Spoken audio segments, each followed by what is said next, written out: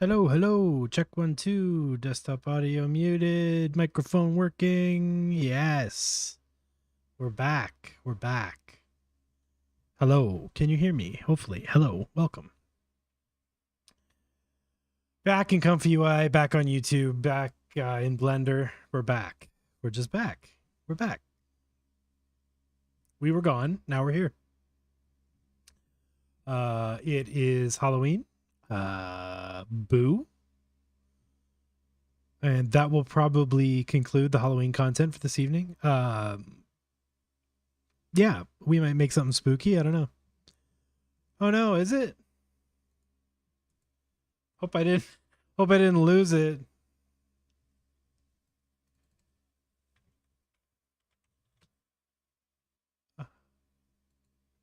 Oh, that's no good.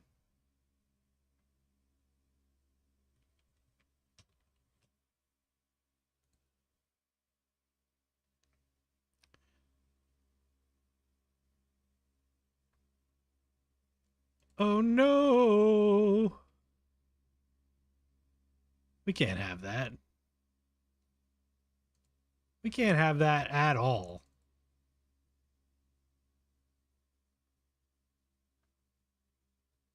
All right. Thank you for telling me. My domain is now being restored. Purz.xiz will work again soon. Wow, I almost missed that. Yeah, so if you want to join the Discord, I'll drop the actual link to that. Wow. All right. Let me invite. There we go.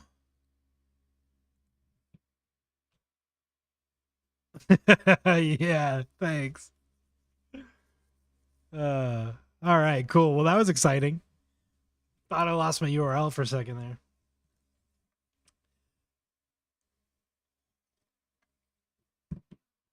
How's everybody doing on this fine Tuesday evening? This spooky Halloween night. Hopefully everyone's hiding from the children. Got your lights off, door closed, you know? All right.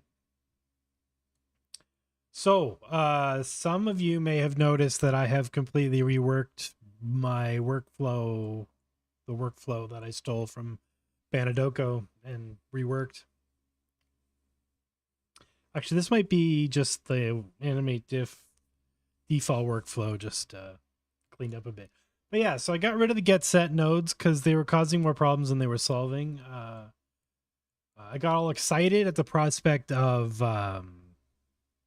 nested nodes, but they need some work for me. I just want group nodes, like Blender style group nodes. Hopefully we'll get those eventually, where we can just build networks and then, you know,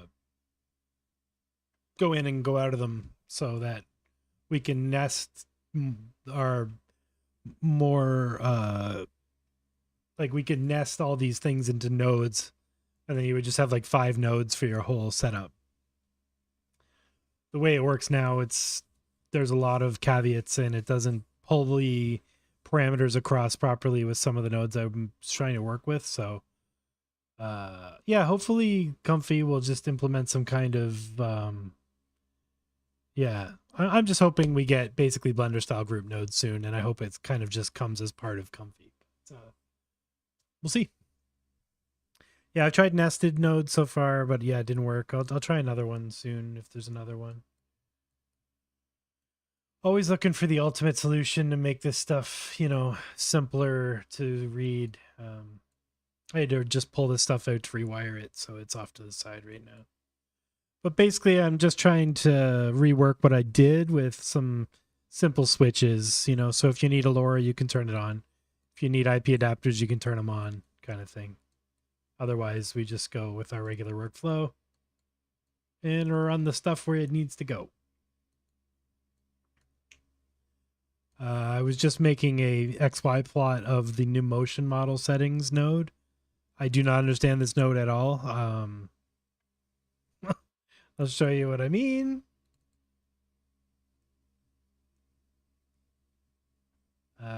What did I just call that file?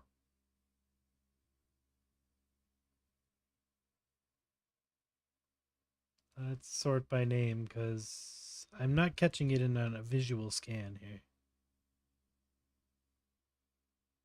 I just made it. What did I call it? Motion model strength settings. Yeah, so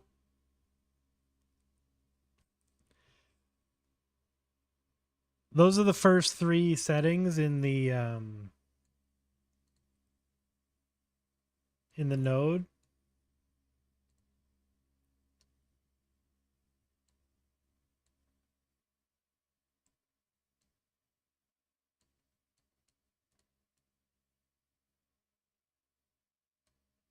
So that's the PE strength, the attention strength, and the, oh man, VLC, you are doing a number on my brain tonight. All right. Yeah. So again, oh, that's nice. Okay. Anyway, those are the first 3 settings in the node, and I can't see a reason to adjust them. That's at half strength and no strength.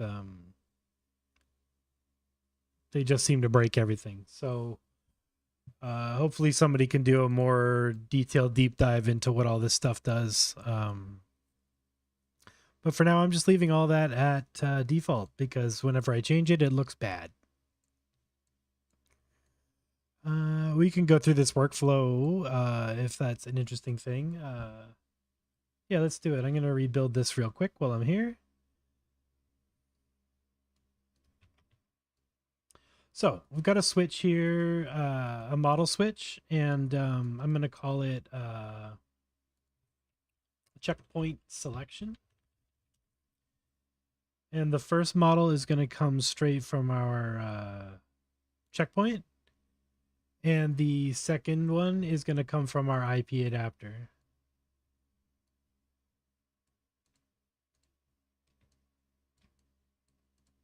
So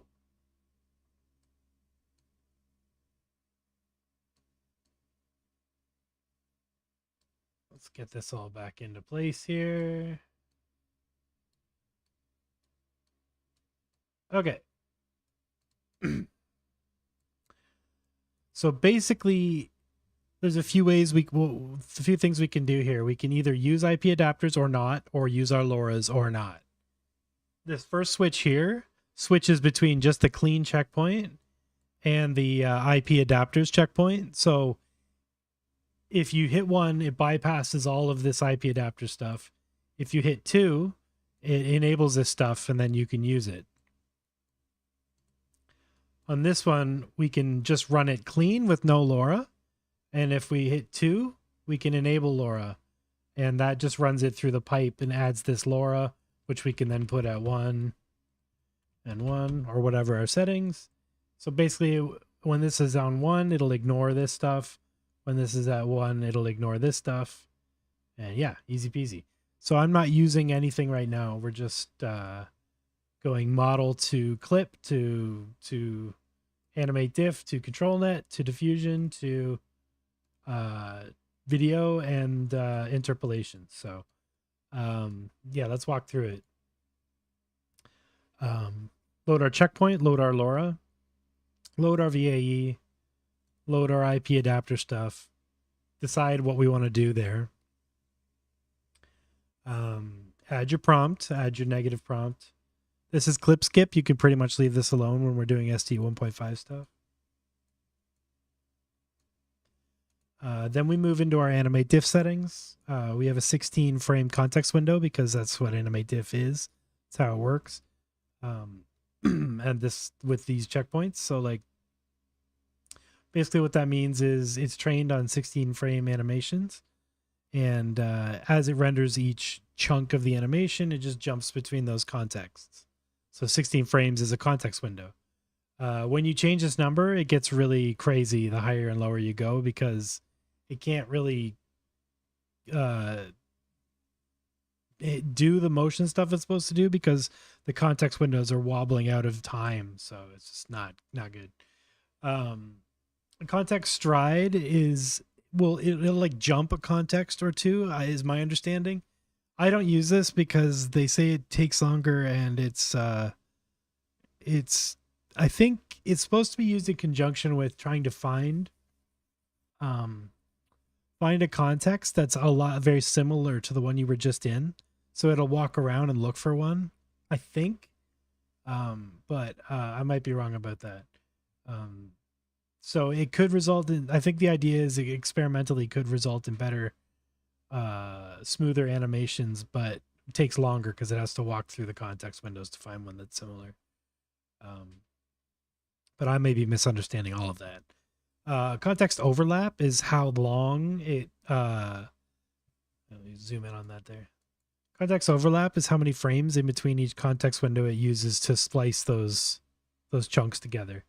So if it's really low, the transitions will be very fast between the context windows. If it's higher, the transitions will take longer and they'll be more gooey and morphy.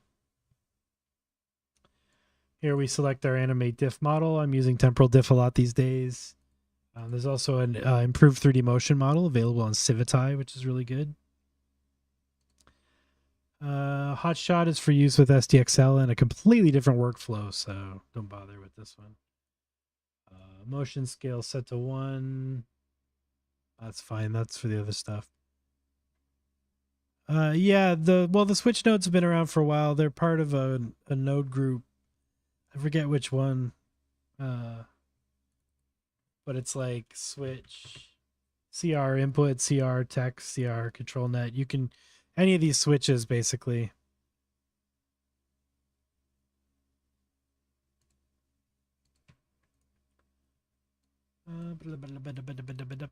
Okay, so now we've got our new motion model settings, which I don't understand at all. So I just left that the hell alone. I just put it in line because it's there.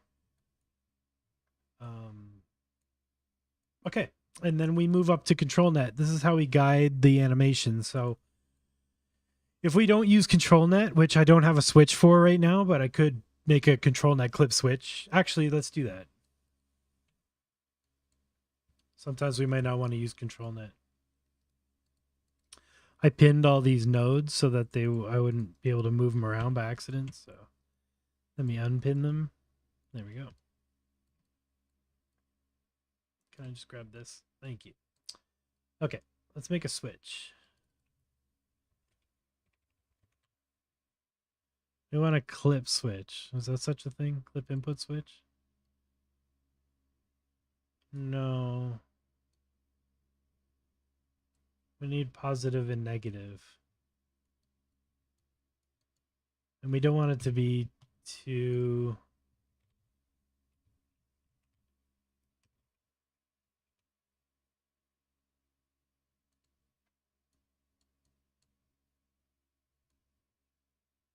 I'm trying to think of a way to enable this with a switch.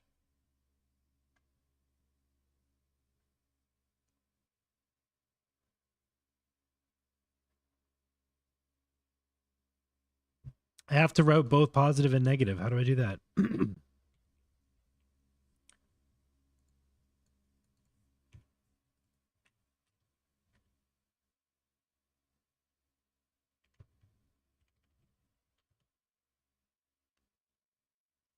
Yes, that's true. But I don't, yeah, I know.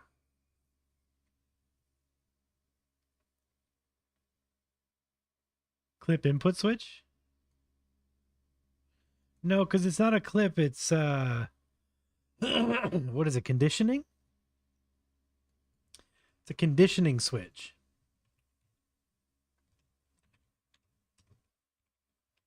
Is there a switch conditioning? Oh, cool. Okay, this is gonna be lame, but we got to do it. So the way ControlNet works is it comes in after your prompt. So what we're going to need to do is feed this into here. So we're taking our positive prompt, feeding it into conditioning switch 1. Then the conditioning will come out to...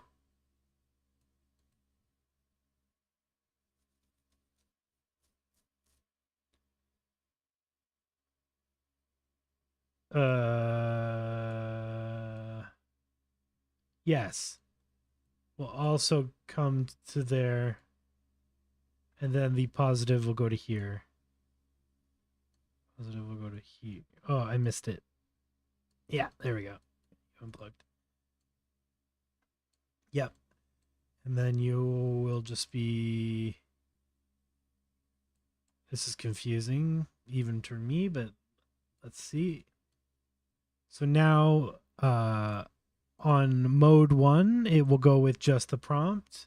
And then on mode 2, it will go through ControlNet. So that's what we want.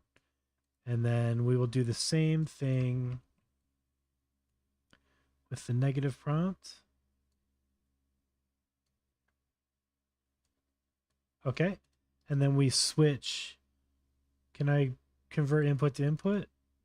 Beautiful. And then we make a Boolean.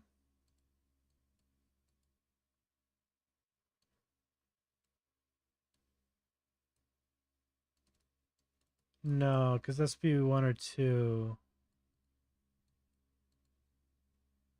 Let's think about that.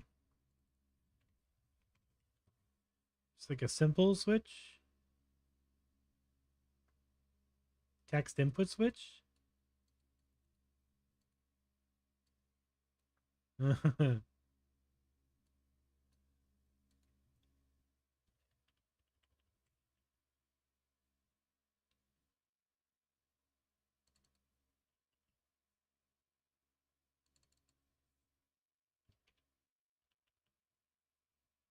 I thought there was an integer.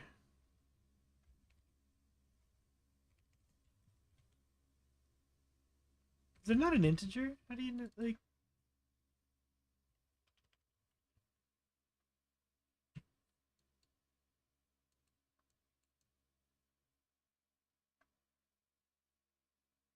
Man, I could have sworn there was an integer. There it is, int. Oh, I didn't show up the first 8 times. That's beyond me. So 1. Into text. Bleh. Nah, string ain't gonna work. Can we do an int switch? Switch integer? Number input switch?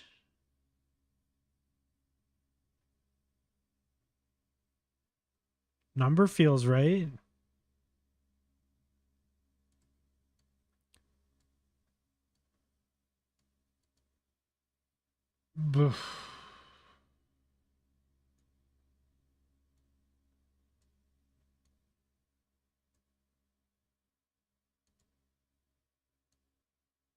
Why won't that connect?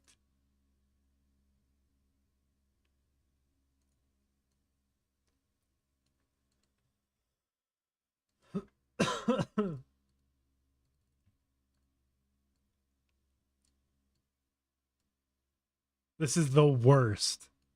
There's no way this is how this works. There's got to be a smarter way to do this. What? Oh, number. Okay. So, wait. Oh, really? Oh my God. So I need another one to do a switch? That's crazy.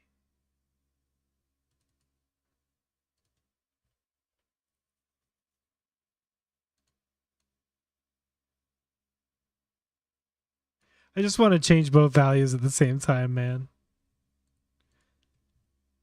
Okay, this is dumb. This is way too much. Okay. I guess you just have to change them both. That sucks, though. You're definitely going to miss one.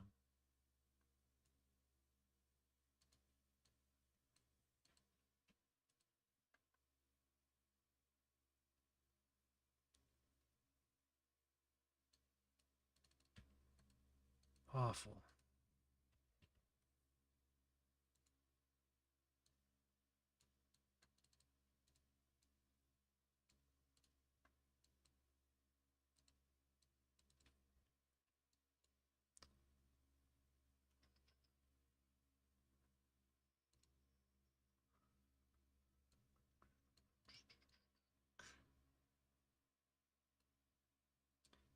Yeah. Okay. Yeah. All right.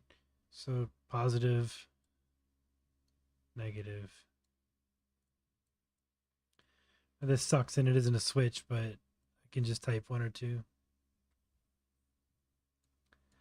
Oh, so 2 is with ControlNet, right? Let's see if this even works. Probably doesn't work.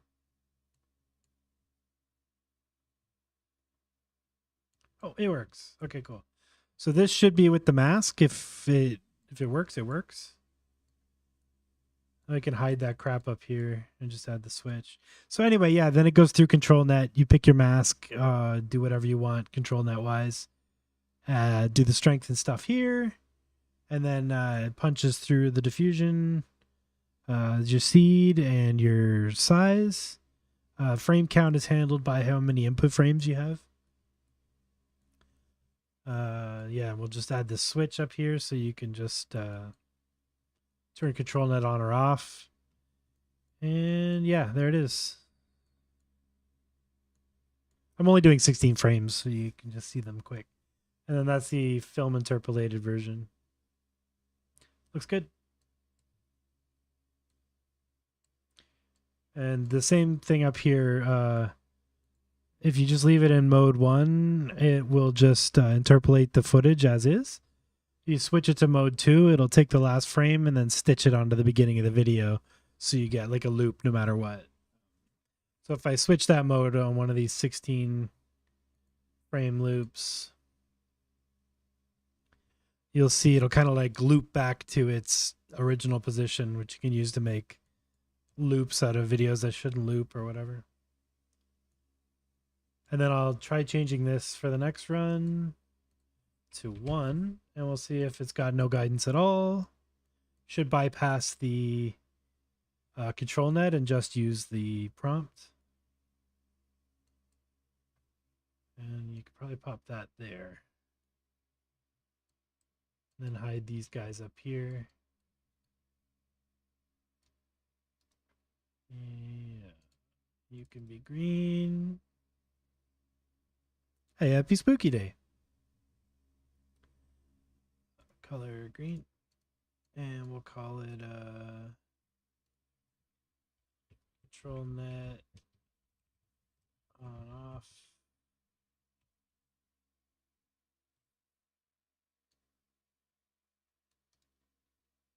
Actually, no, let's go 1.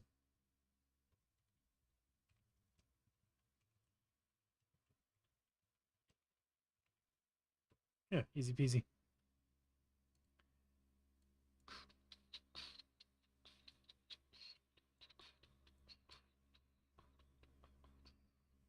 Yep, there we go. And no guidance at all, so ControlNet's off there.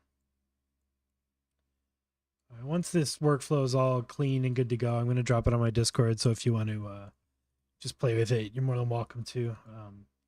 Super fun. Actually, these switches, I think I'm just going to make them green. I don't really touch them.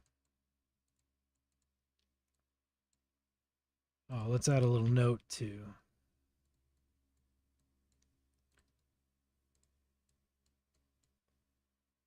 Put it here. Title.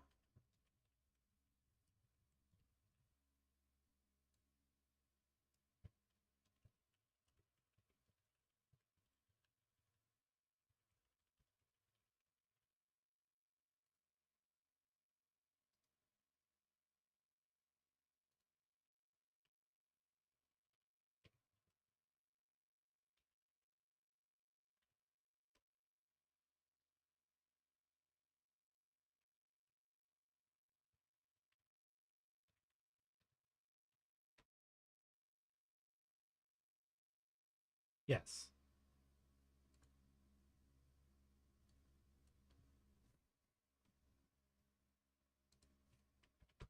I hate that you have to type it in.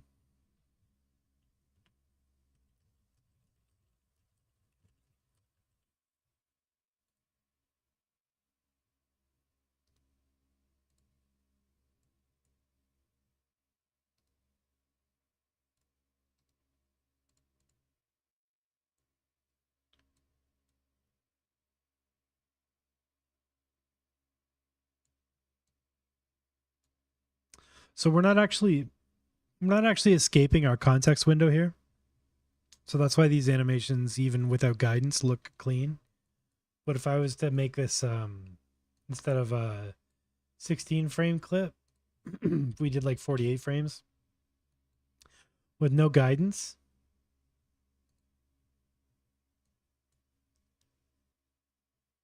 Oh, I think I turned ControlNet back on. Okay, so let's stop this.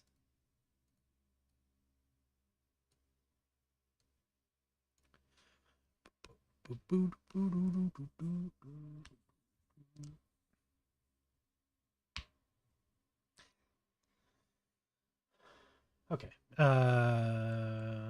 Let's turn ControlNet back off.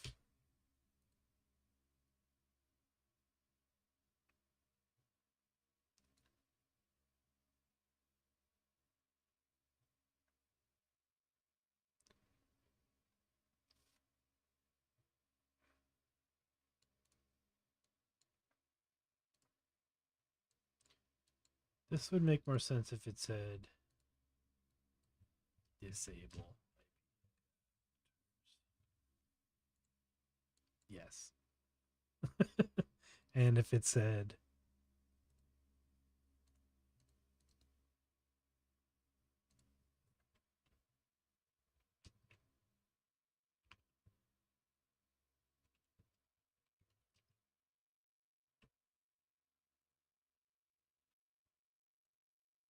yes,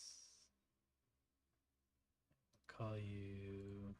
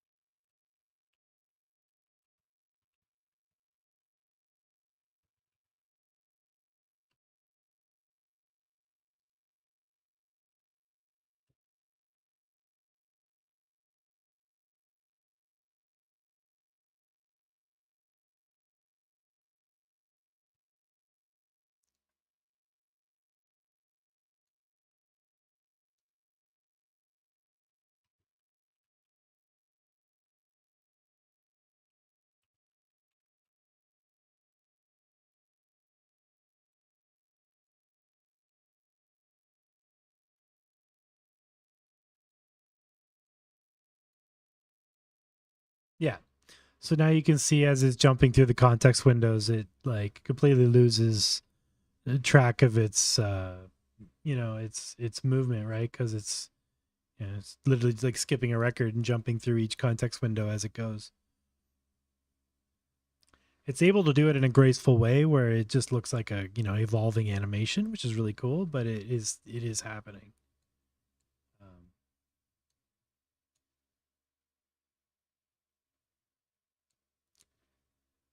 But again, with ControlNet and some guidance, it's easy to retain the composition that you want, even if it is changing states, because like because the composition is staying the same, you're getting the same movement that you wanted. The something in the scene is remaining intentionally moving in the same way, so you get you get all the good stuff that comes along with that. So anything that's crazy and happening in conjunction with that sort of just adds the animation instead of taking away from it.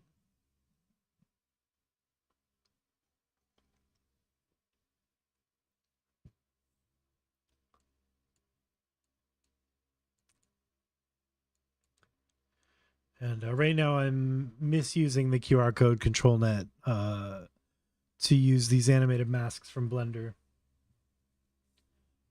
to do the motion in the animations. And it's really cool. It's different than the way depth and other ControlNets use the simple footage, so it's cool. Pardon me for yawning. Always happens when I'm on stream. I'm not tired, just yawning. Terrible. Drinking coffee too. It's just not working.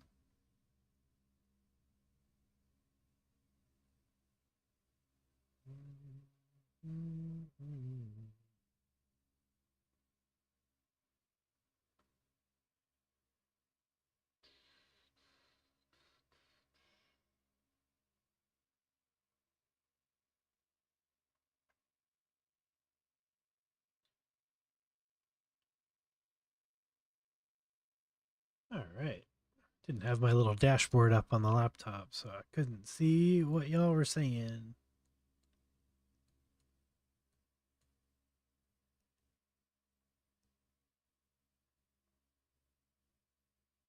Yes, even as we drift through the context windows, because we've got the mask driving the animation, there's a semblance of stability pushed through the animation. And we're just interpolating it now. There we go.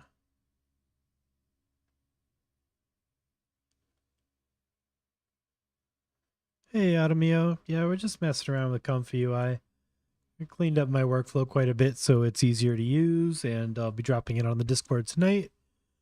Just kind of cleaning it up now and, pardon me, setting up all the switches we need to set up.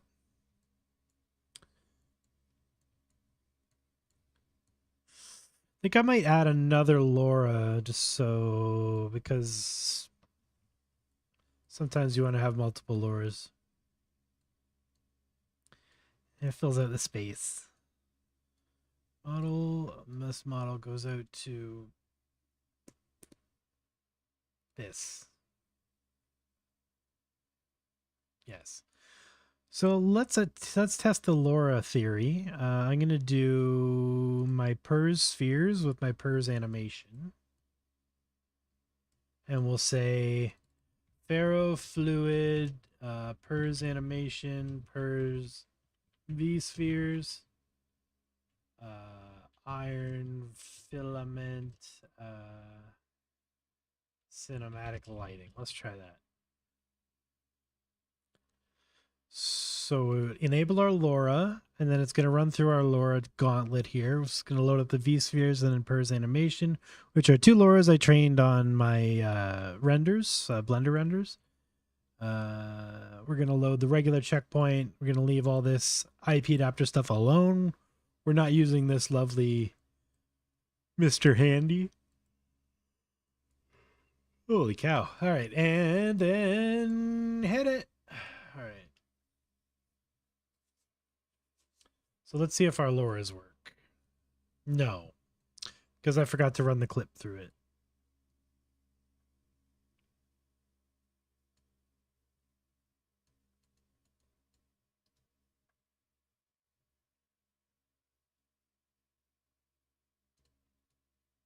No, why are you connected?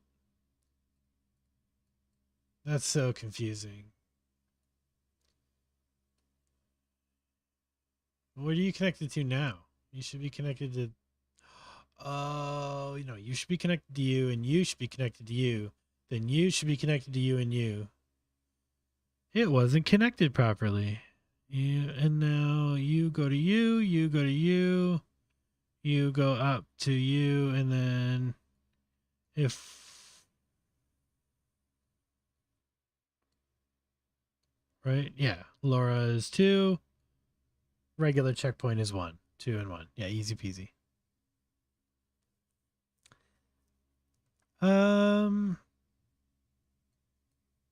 Yeah. I mean, you could put bendy bones on them and just shake them around to the beat. Just have them like ragdoll around.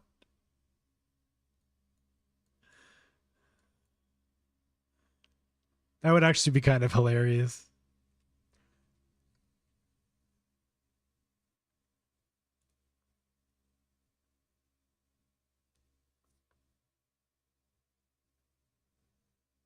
I don't actually think I need to use these activation phrases if we've got the strength up, but maybe not. Maybe we do. We shall see.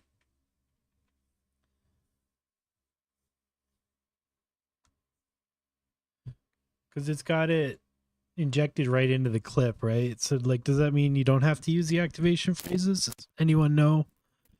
Anyone smart with LoRAs?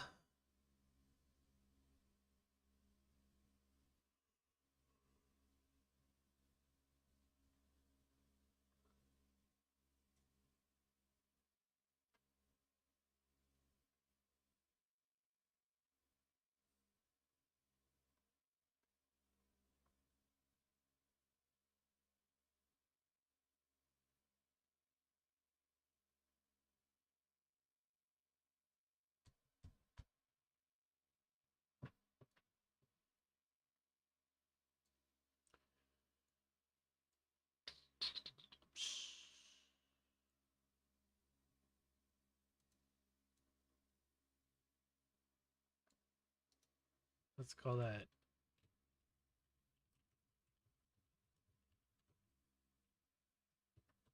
Yeah. Let's keep these naming conventions tight.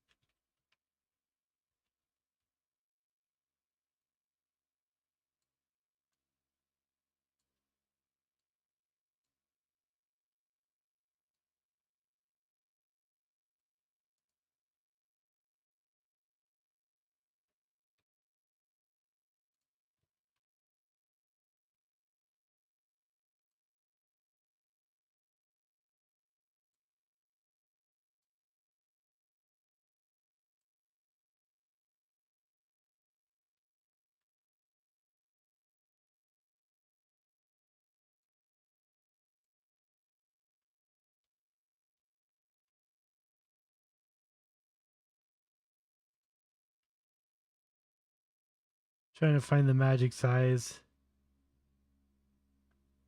Oh, it has to be a certain height.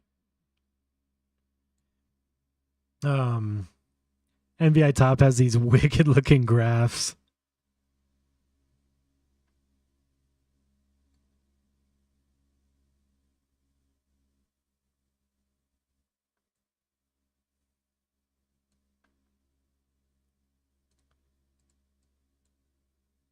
Ooh. That's really sick. Kind of want to do a long one of those. Let's do it. Let's do let's turn down the Purz animation to about 0.6 and let's turn this down to about 0.8. And I guess we'll keep put the strengths at about the same. The clips. Oh, let's try that. Fairflow Purz animations are in filament. Yep, and we're gonna back the control net off just a little bit more, 0.45, and you get under 50, and just try and get some organic, less white movement because this white it's really. Yeah. So let's do 140 frames at 2 because all my animations are 280 frames and they animate twice. So if we render them at double the speed by selecting every second image at 140 frames, we still get a fluid animation. And because it's a fluid animation, we don't have to use the this switch. We can switch this back to just regular film because our animation does animate. Our animation loops. Blah, blah, blah, blah, blah. LoRA's on, regular IPA is off. AnimateDiff is correct. Fresh seed. Everything's good here. That stuff we don't touch. And that stuff's good too. Yeah, this workflow is a lot easier on my brain. To get set nodes, we're starting to create a bit of a labyrinth. Can be difficult to navigate.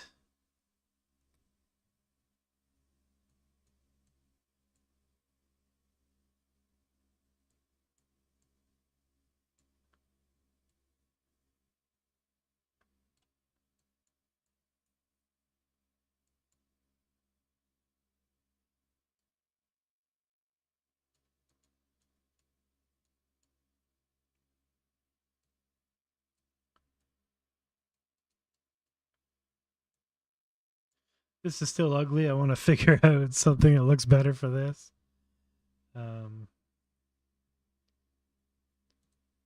Yeah, I hate this. How small can these get? So we could do that.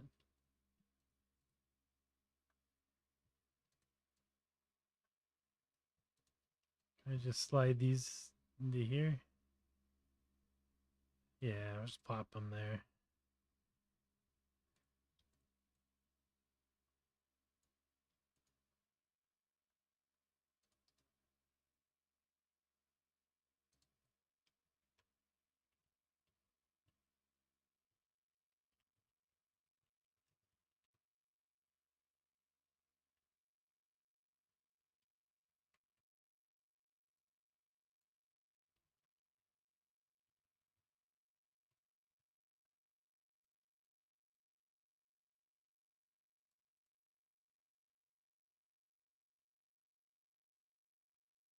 It's a little bit better, I guess. Where does it go? I hate it. Sure. Sure.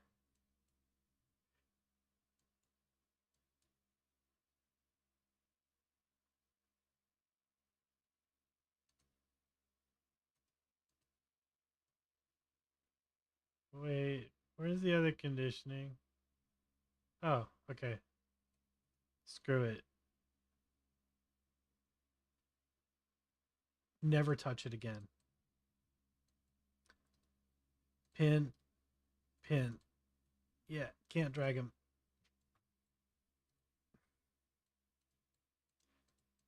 Okay. Ah, crap. They show up where the video is going to show up. Actually, that's not so bad. Yeah, that's fine.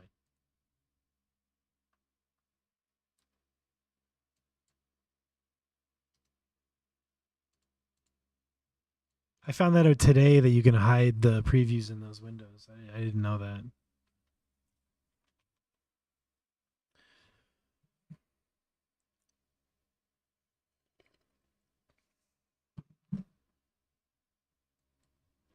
All right. Let's do some blending while this loads.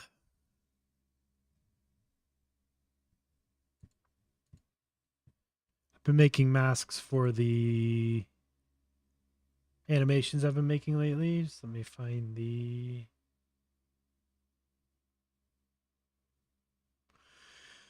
project. This feels like it.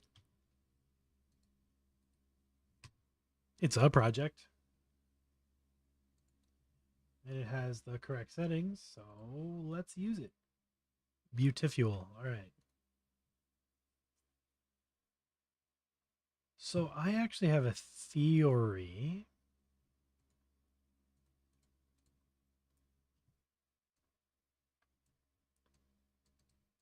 Here, let me rebuild this shader. I know I've done this 1,000 times on stream, but we'll do it again just so you guys can understand what we're doing here. So I've made 280 frame animations in Blender that loop twice by adding a wave texture to the color ramp. And again, I've done this 1,000 times. If you go back to the Deforum ControlNet video, QR Code Deforum ControlNet, there's a whole tutorial on how to do this from start to finish. But basically, we just keyframe our phase offset from 0 to negative tau times 2. Then no matter what we do with our animation, it will always perfectly loop for the duration of 280 frames twice because we multiplied that by 2. So anything we now plug in will just work. Let's add a math node to mess with this texture a bit. Let's do some weird stuff tonight. Let's do some shapes. So these are part of FX nodes. CG on Fire, Yad, he makes these awesome nodes for Blender.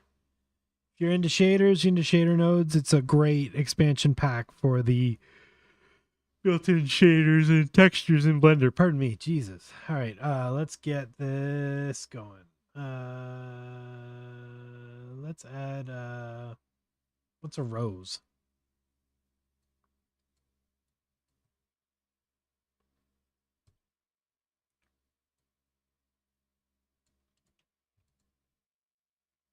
It's kind of cool.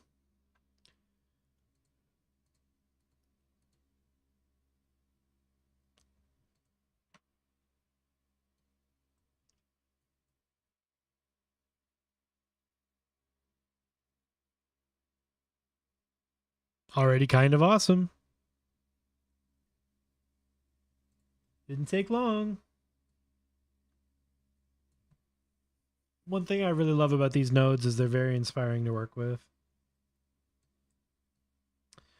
For the noobs, we just added a texture coordinate to see what this plane is and use the mapping on that, because otherwise, if you just use the generated mapping, it's going to think that the center point of the piece is the bottom left corner for the thing.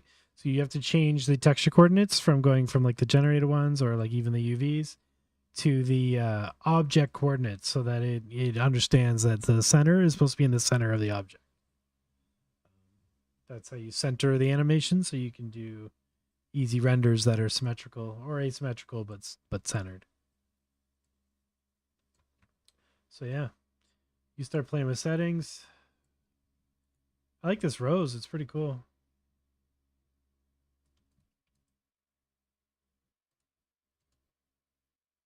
Got like a ship wheel type situation here.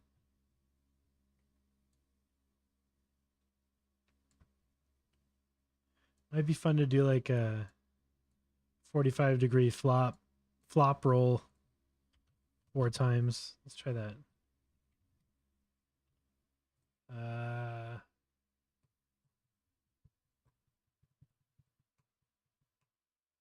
No. What's 280 divided by 4? 70. So every 70 frames, we go 45. So we get 0, 70, it's 45, right?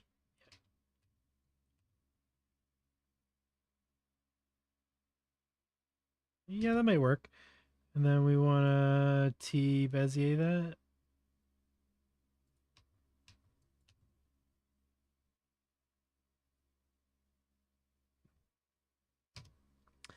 Then we go to graph editor. And we look at our thing and we add a cycles node. And then we make them all bezies.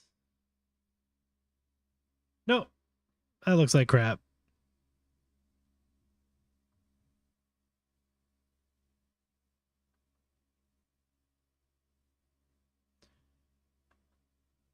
Oh, 71.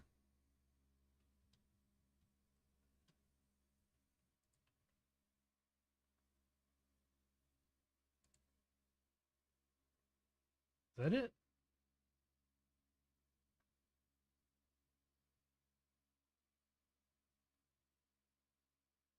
Yeah. Okay. Oh, we're not getting our little Bezier coaves.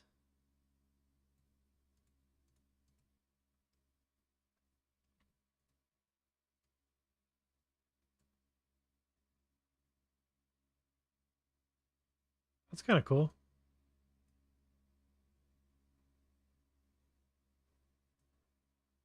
Oh, that's fun.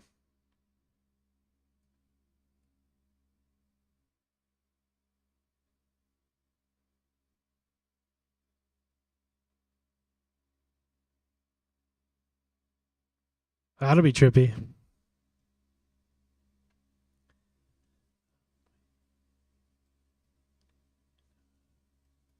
All right, let's divide some other crap into that. It's hard to go back and forth between Blender and Comfy because, you know, the nodes and stuff, you don't activate and control and move the same. It's ridiculous. Oh, thanks, Siri. I don't remember asking you for anything.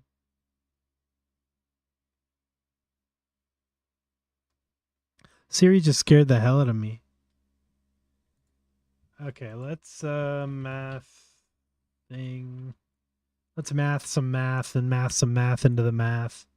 We'll math some more math into the math, and then we'll math something else, and then maybe add some more math. It depends if I'm feeling mathy.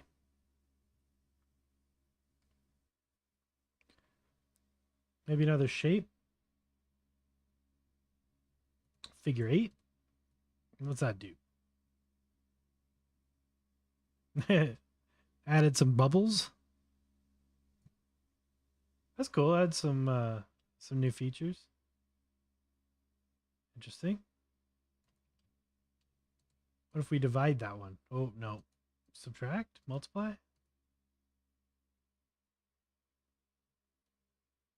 Trippy.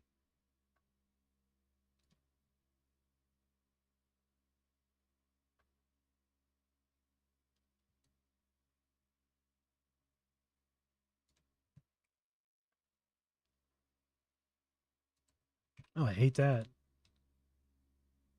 Oh, that's cool.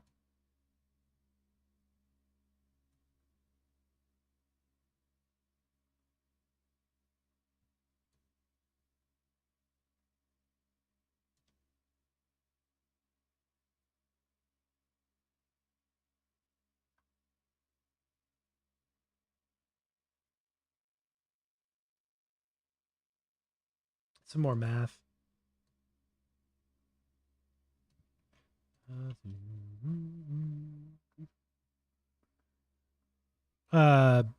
FX Nodes by CG on Fire. It's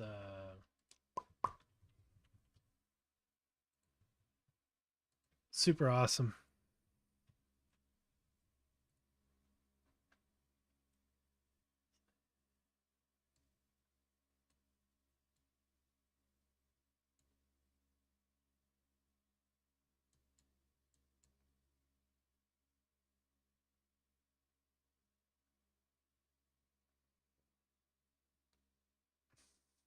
That's cool. LoRAs are strong. ControlNet is strong. I'm gonna try 0.3. A little less ControlNet. Looks cool.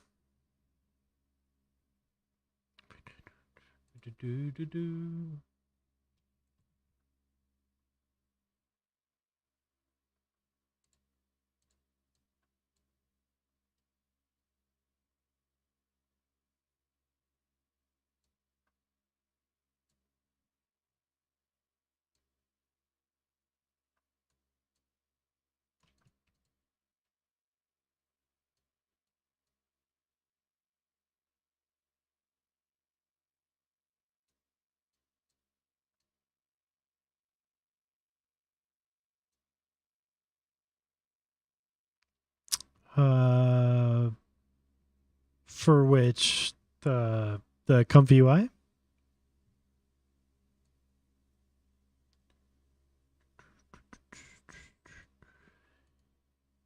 Yeah, let me drop that latest workflow in the drop that latest one in the Discord there. Save QR code. Well, it's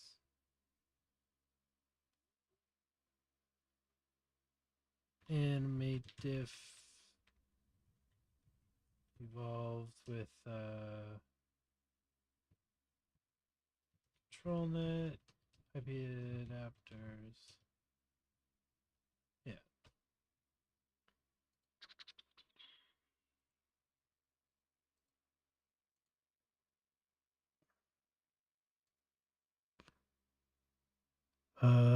Where?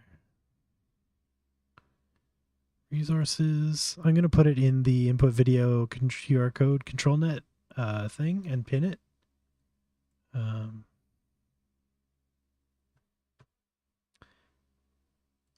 pin that as latest. Edit it, and latest version does not require set get a JS. And copy message link, and I'll drop that right in the chat. And then, yeah, you can just grab that workflow right there and drop it in, and then do that thing in Comfy where you install the missing custom nodes, and you should be good to go. I think everything in this project is grabbable through Comfy Manager, which is nice.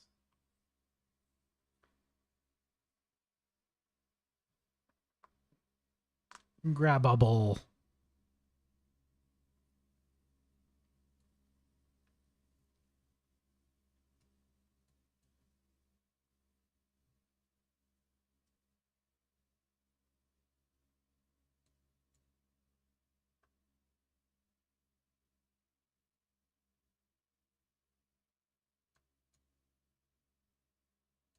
All right.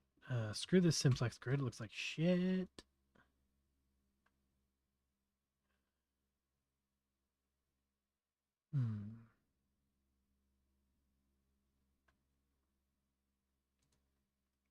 Curious.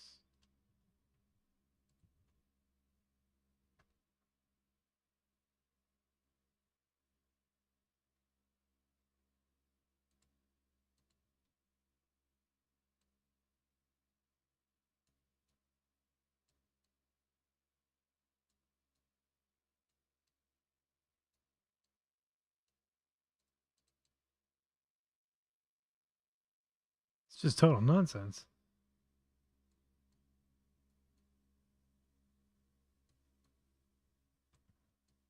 That's hilarious. Oh, because it's in the random. Dumbass.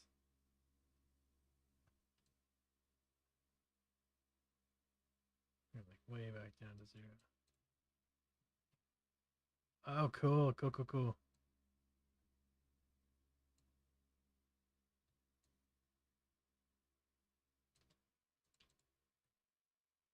That might be trippy too.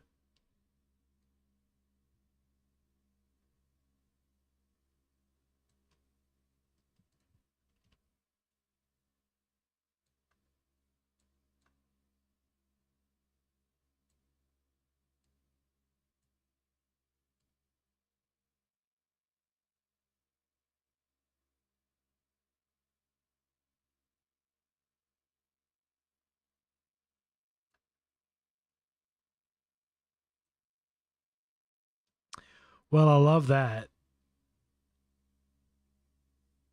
I got to know what that looks like when you do an animate diff of it. We'll call that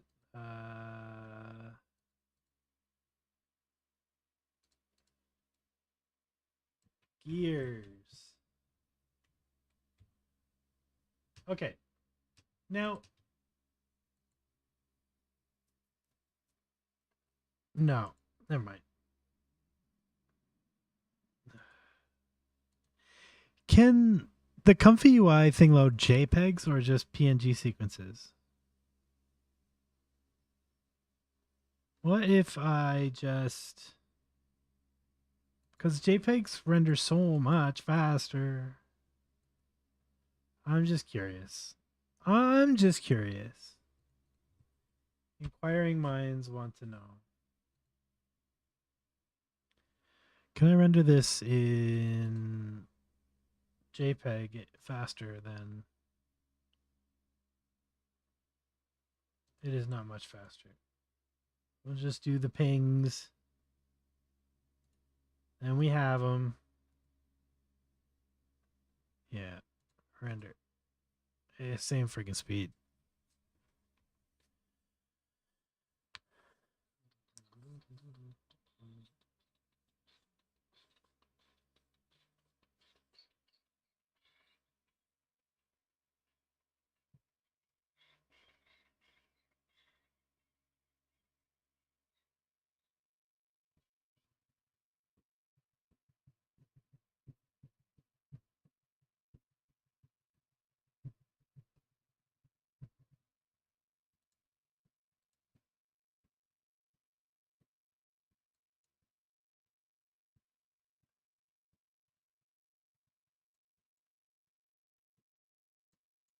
Whoa. That looks cool.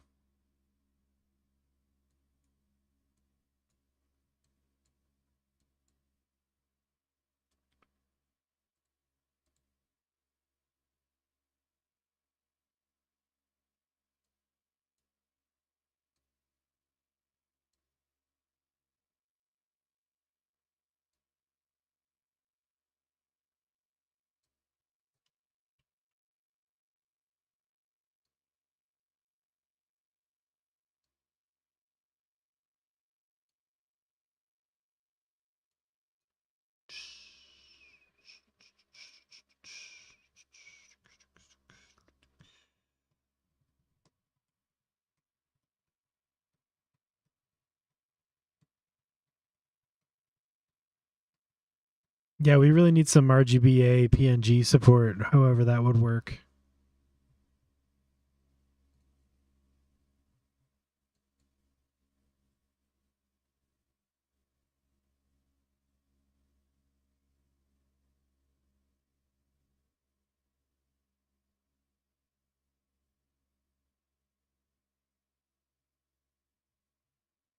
I like it.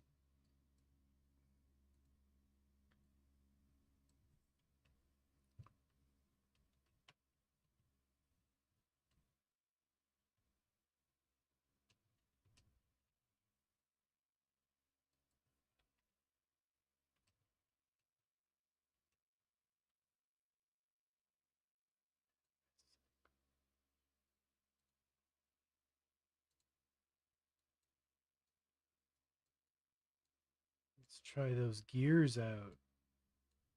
We don't need you. We need a load video path, load images path, load video path. Oh, path. That's nice. I'm going to use that. Just load images. Oof. Yeah, that's nice. All right. C temp. Do we just made it. Sort by 8. There you are.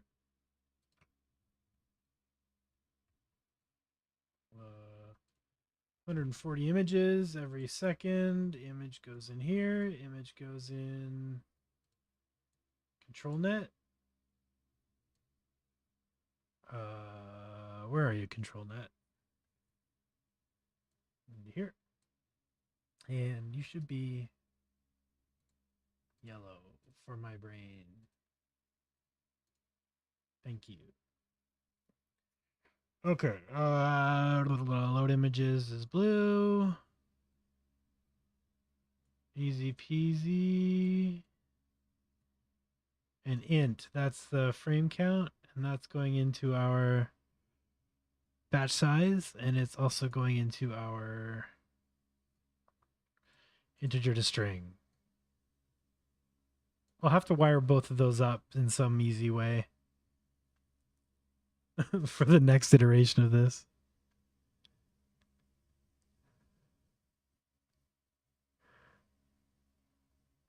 Yeah, DVX.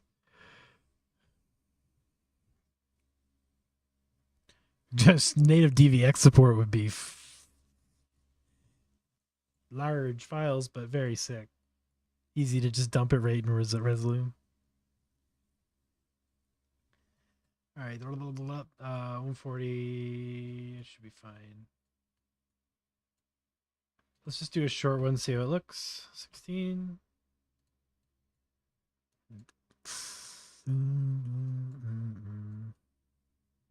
Oh, and we're also doing it. We should do it tall.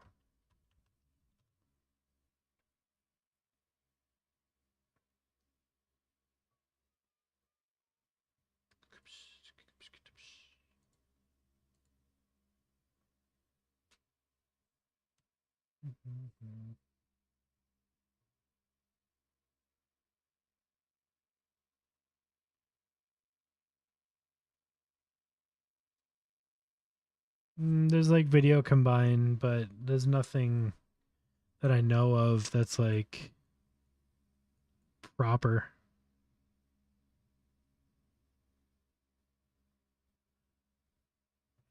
Now that's interesting. I'm not getting a lot of the move. Oh, you know what? I know why.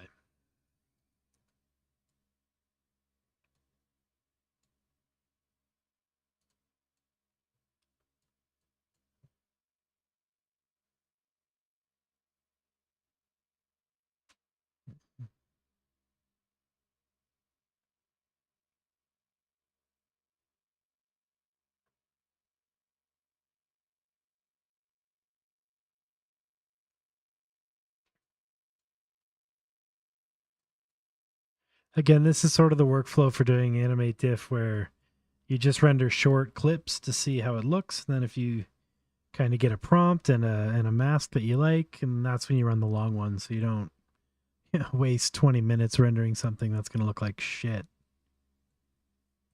Because again, you can't preview this stuff, unfortunately, till it's done.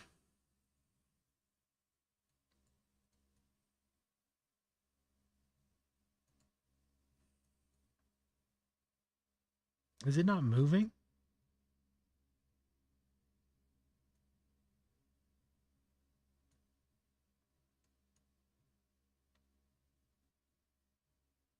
Wow, that's weird. It's like it's not even moving at all. Let's try it at 1. Are these moving? Oh, maybe not enough.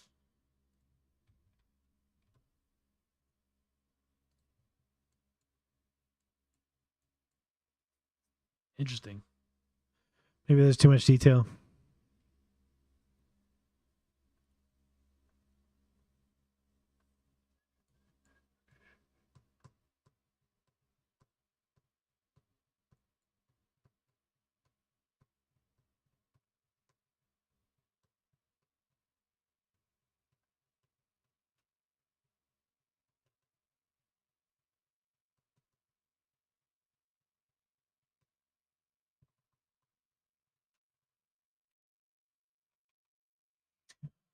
What are y'all listening to tonight?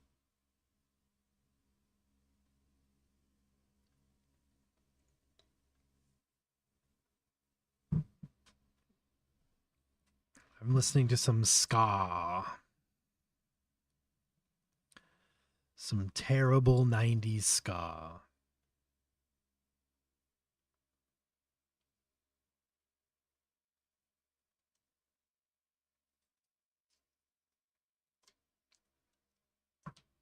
As always, I don't play music on my streams so that they don't get copy stricken later because somebody might want to go through it for tips, and if the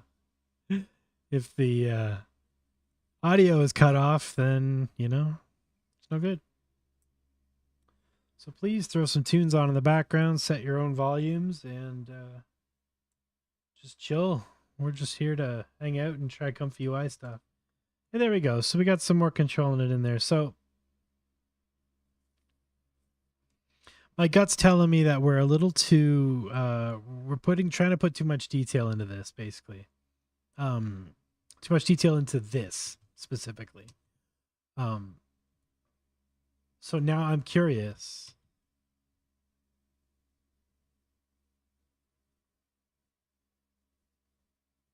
So we'll bring the scale up of the thing, and we'll try that and see if it looks a little better. Because yeah, I mean we're rendering at like 512 by 768, so like we're not getting a lot of the detail that's being presented here. So hopefully this will make for a better animation. Done. Wow, that was fast. All right. And then let's replace that. Whoa, come on back. That's why I pinned this stuff, so you can't just grab it. Gears 2. Same shush. Okay, port 24. Yeah, let me get zoomed in more. Blue. That should give us lots of movie pixels. Moving pixels. Movie pixels. This is cool too, though. I think if we find that just that perfect control net strength to make it less white where it's white and just more different.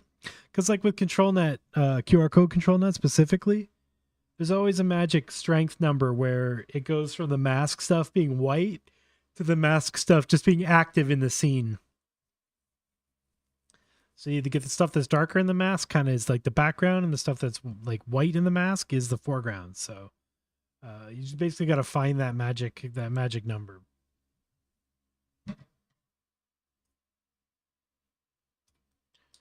If you're working with masks, that is. Yeah, it's like open pose and stuff. You can just crank that right up to 1. It looks great.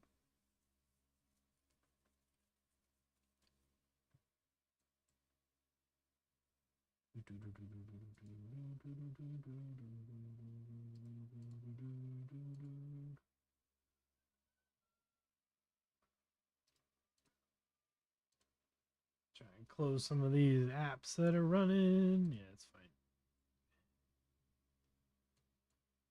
Render.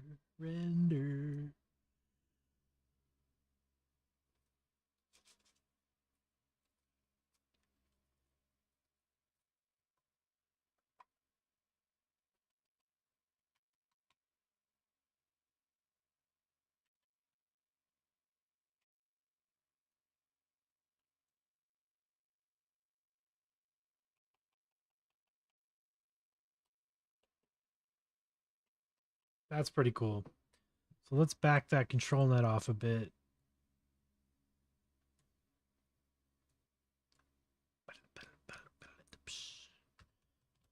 Let's try 60%. Another thing you can do is play with the... You could play with the start and end percent. This is a 3090, and I'm currently using...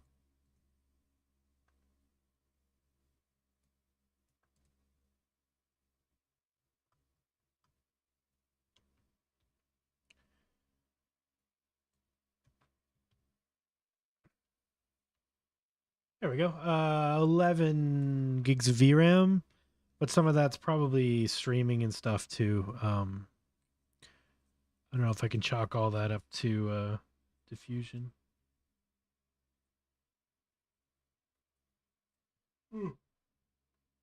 Excuse me. Again, not bored or tired. Don't know why I'm yawning. It's that time of night, I guess.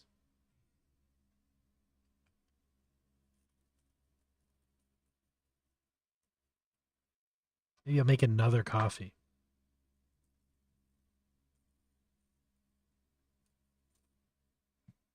Maybe. I made a really fun looking glass animation today in Blender. Fortunately, I can't really show it to you. I don't have my rig set up. Yeah, used a Mixamo animation and some fun materials and cycles, and rendered out a cool animation I really like.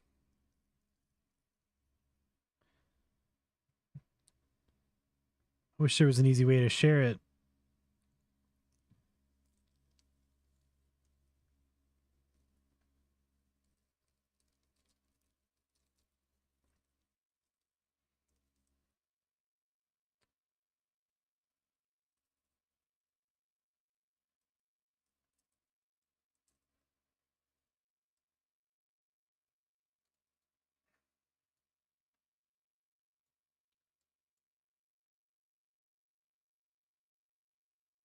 That's pretty cool. A little still white. Let's try messing. I like the strength of it. So let's try bringing that N% down, like 830.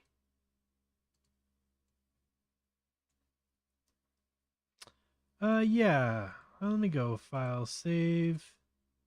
I don't know if I can do this without my computer losing its mind, but let's try it.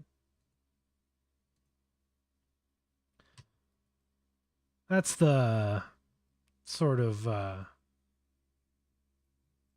unrendered version of it. See if I can jump over to cycles without it exploding.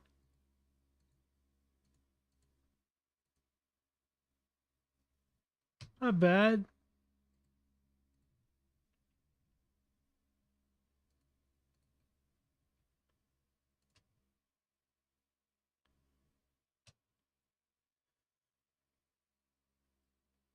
But yeah, it's pretty cool. It looks good on the looking glass. Basically, this little puppet guy running the invisible orbs of evil.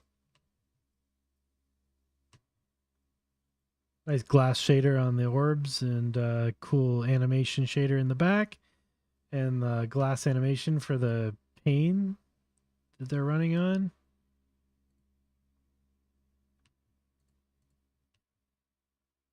So it looks like in normal motion.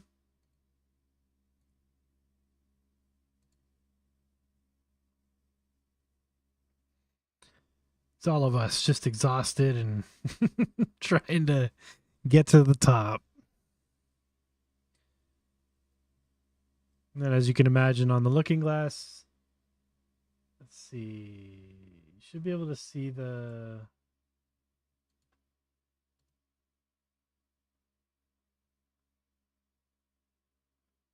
It is connected. Looking glass bridge.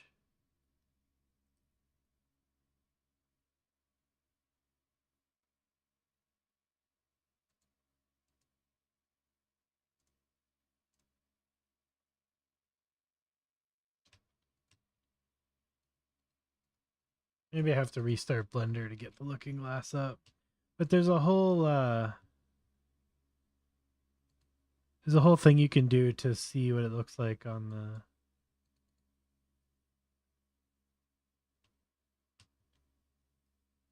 Anyway, yeah. So yeah, super fun.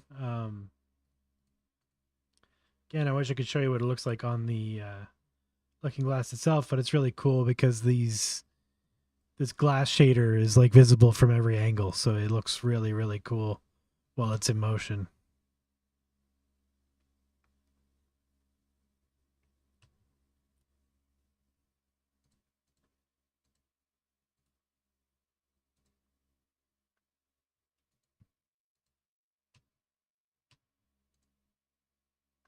Is this done?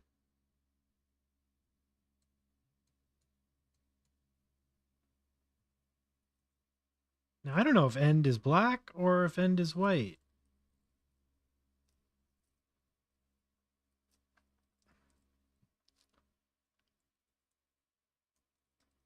Looks like it affected the dark stuff more than the light stuff. I'm going to test our theory by cranking the star percent way up.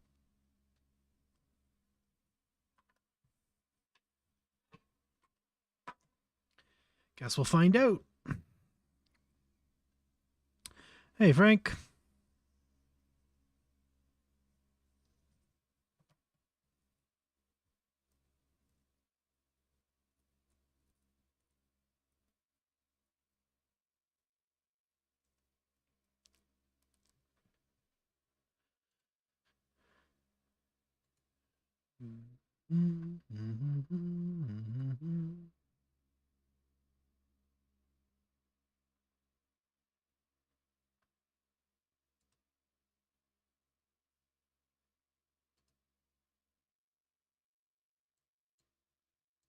Let's see.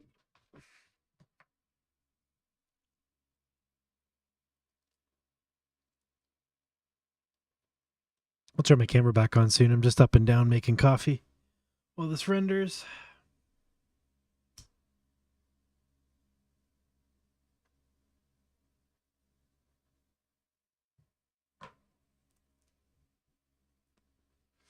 Hate to rob you all of my pretty face for too long. I know that's why you're watching. It's a curse to be this good looking. I'm starting to think start is the light stuff. Interesting. bring that down to 0.2.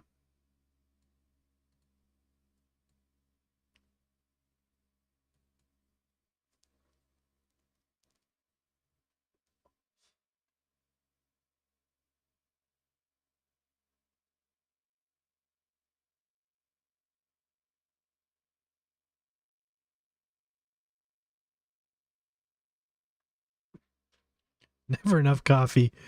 I can't be yawning on stream. It's not cool. Because I know y'all, or I know if you're anything like me, if someone starts yawning, you'll be yawning too.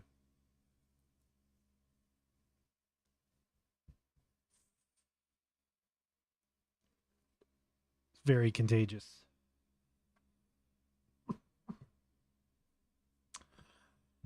You know, another thing I need to install is screencast keys for Blender. Because when I'm working on Blender, you can see what you'll be able to see what buttons I'm pushing. Yeah.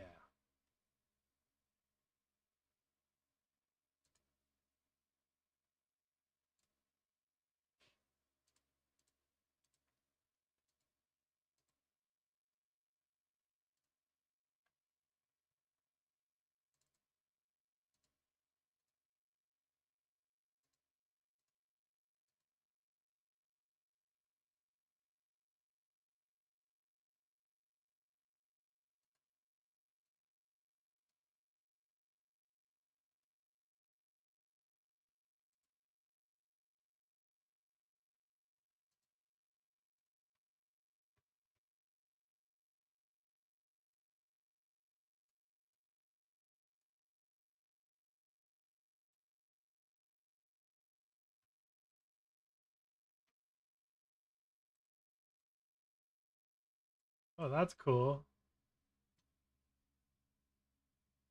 How do I make the text way bigger?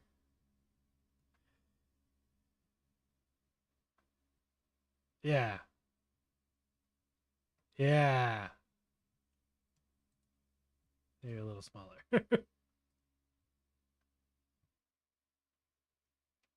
Oh, that's awesome. Let's move it out so it. Yeah.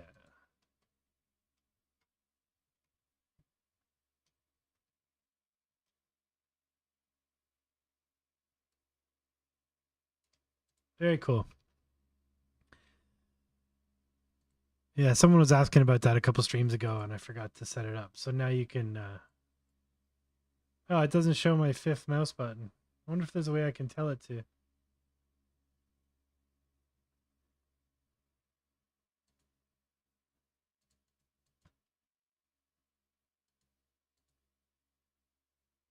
Huh.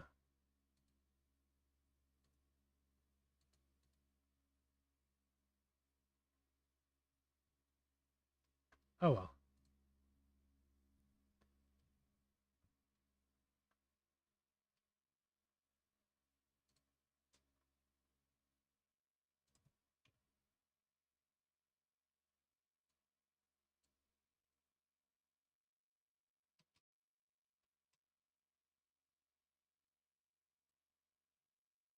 And then. Yeah, there we go.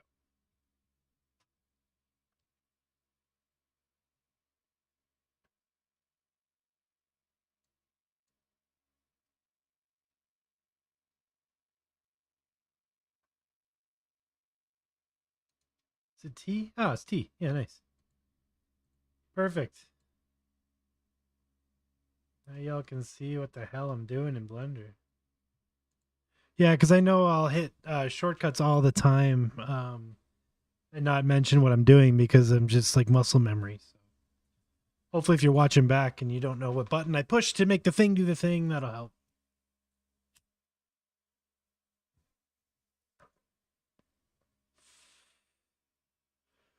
All right.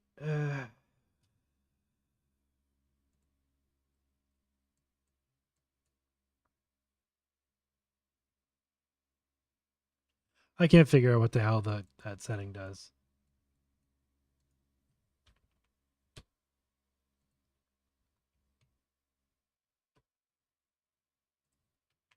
I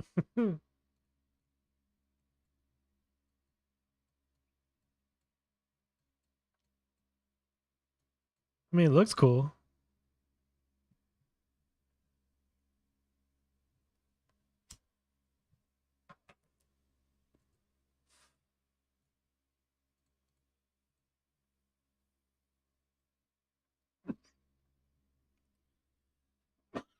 Pardon me. If you didn't see what I did there, I just I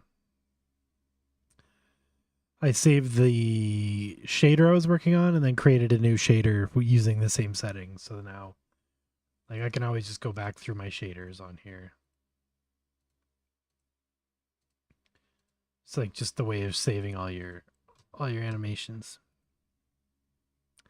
And yeah, you should probably name them stuff that means things so that they're not material 1 through 45, but you know, that's my whole answer. You know. All right, let's get out of your rows. No more Voronoi distribute. Bloop. Get our rings. We're back to the expanding ring. Let's change it to gates. Gates? Sure. Okay, let's try some weird patterns. What does, not patterns, mappings. What does parallax mapping do?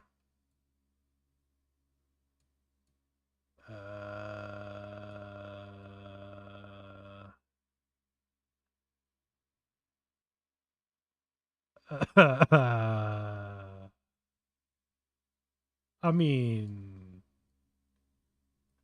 that's kind of amazing. Just trying to find just the right. It's so. What is happening? I need somebody to explain the math to me, but not really.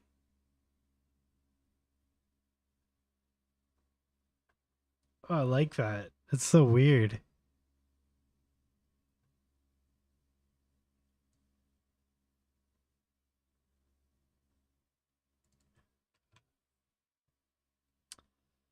Weird. Okay, well, what happens if we add textures to this?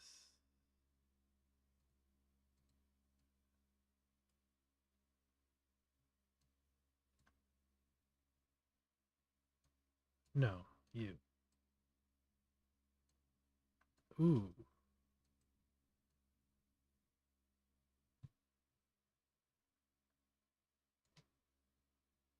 Wait.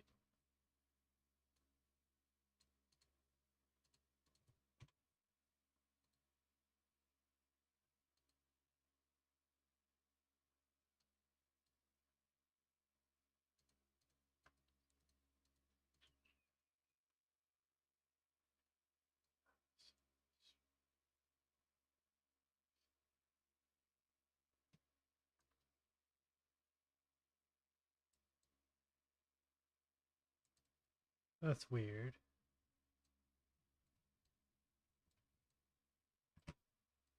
Why doesn't that work?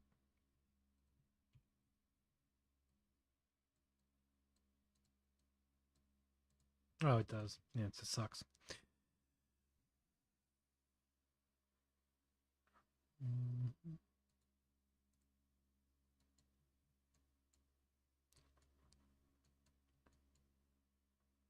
Okay, well, you can still see the mask, but it's doing really weird stuff. It's interesting.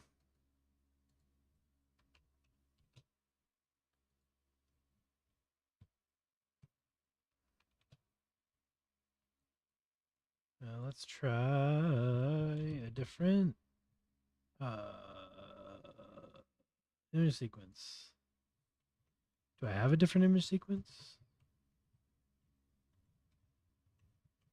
These are all videos, if I recall correctly.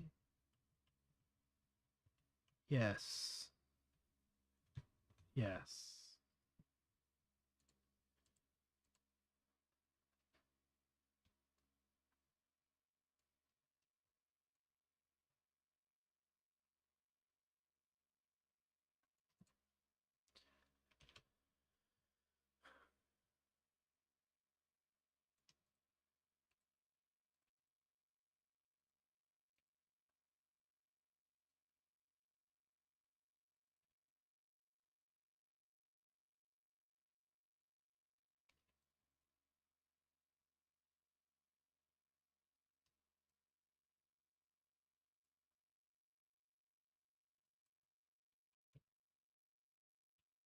Hmm.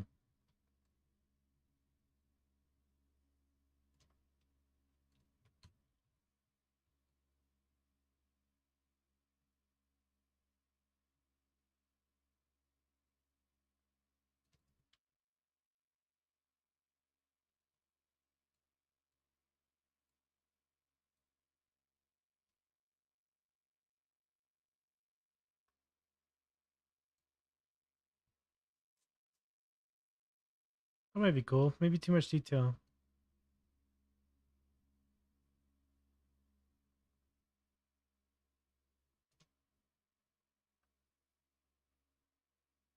That might be like a spooky Halloween one. Like skeletons or something.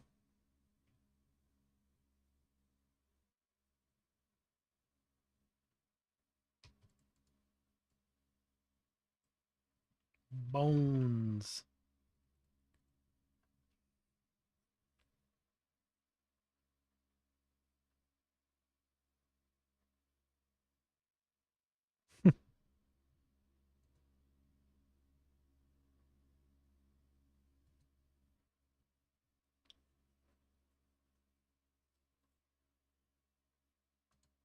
It's raining rib cages. Hallelujah.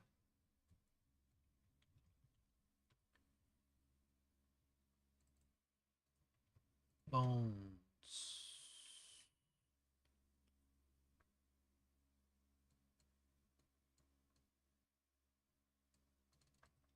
Spooky Halloween skeleton rib cage.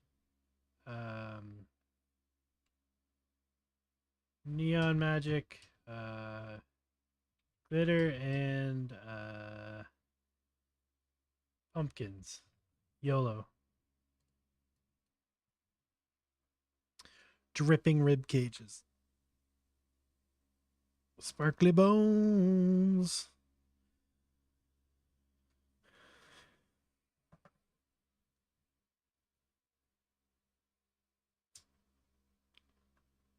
Spooky.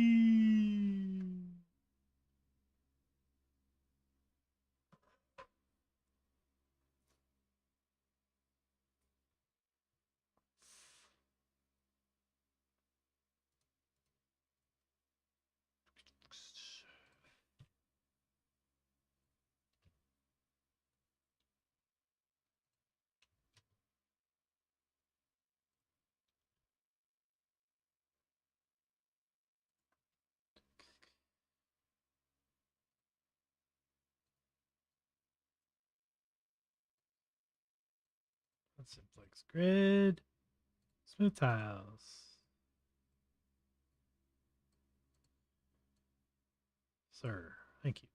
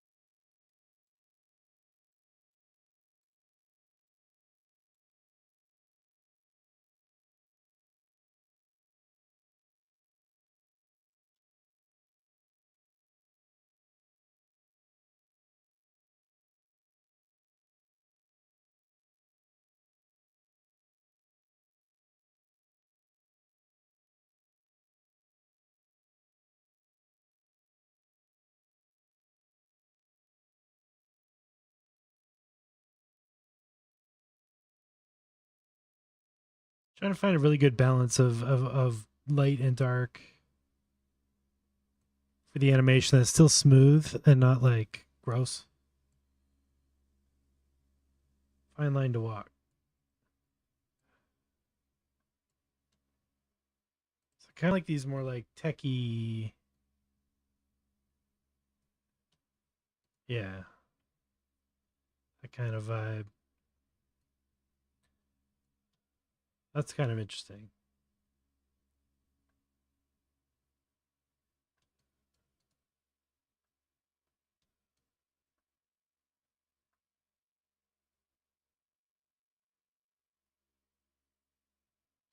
Some edge to it. That's pretty cool. Sort of like bricks. All right, cool. And now we have another port here, so let's plug another texture in. Oh, not you. Let's just do one of the regular ones. Let's see if we add some bubbles to this, if it goes absolutely nuts.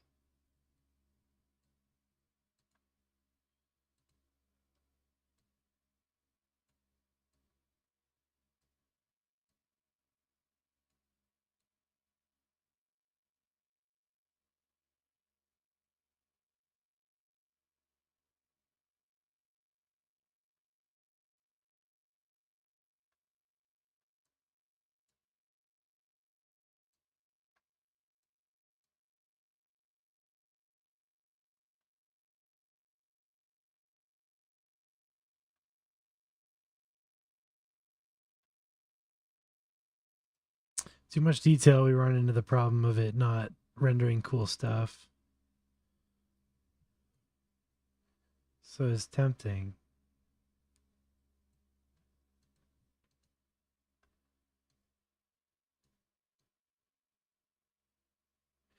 If we get rid of the smooth tiles and just let that, ooh.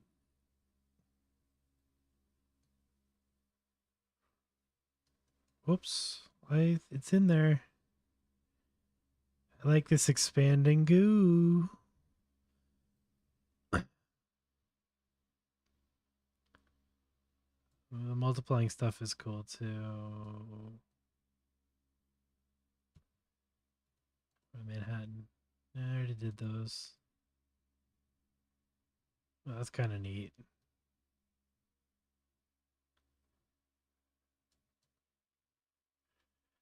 No, I like the uniformity. Uniformity.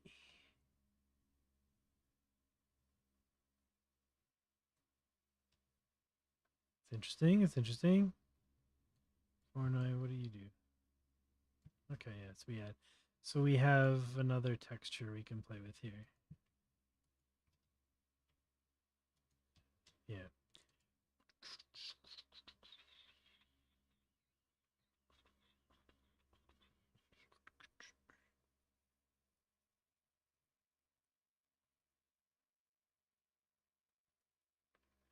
Huh.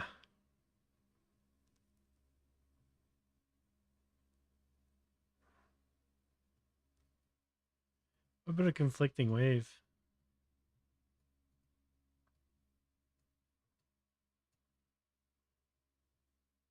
Interesting. 0.5. But it's rings Y. Oh. 0. This is interesting. Y. Negative tau times 2. Ooh.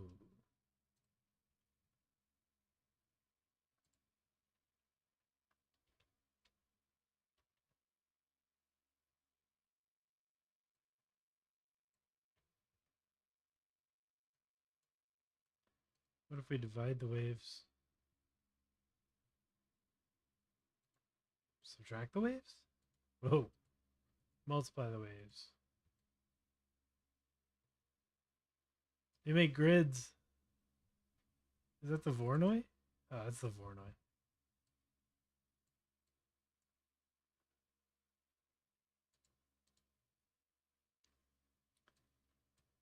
Right. Let's give me circle balls. kind of cool.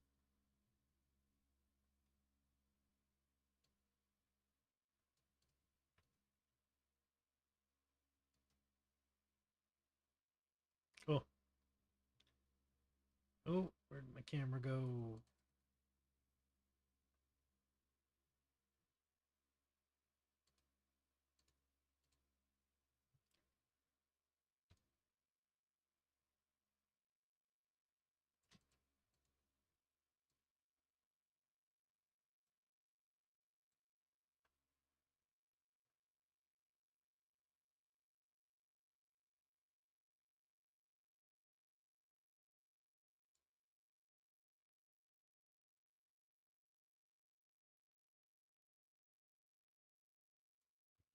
This might be a really cool one with like gooey paint or like spray paint. Yeah. Gooey.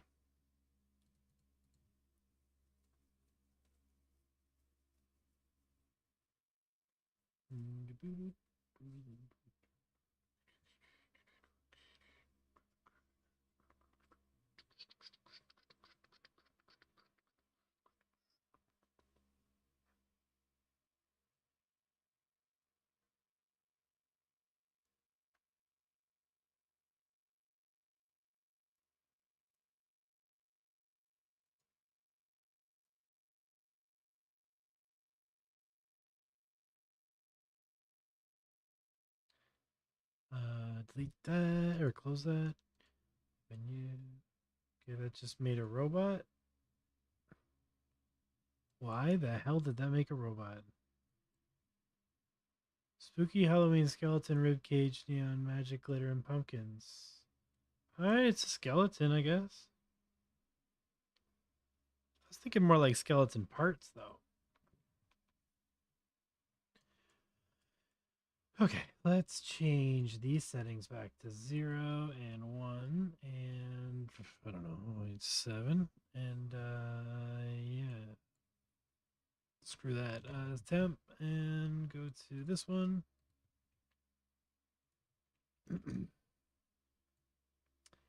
Yeah, let's try spray paint on concrete graffiti, gooey, dripping, oozing paint, bold colors,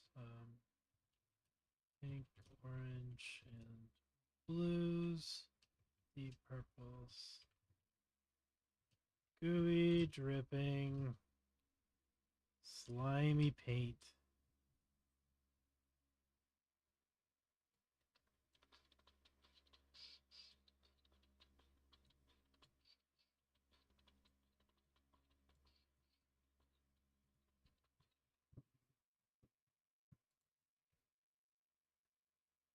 We're not going to get much from this. Might have to run a longer one.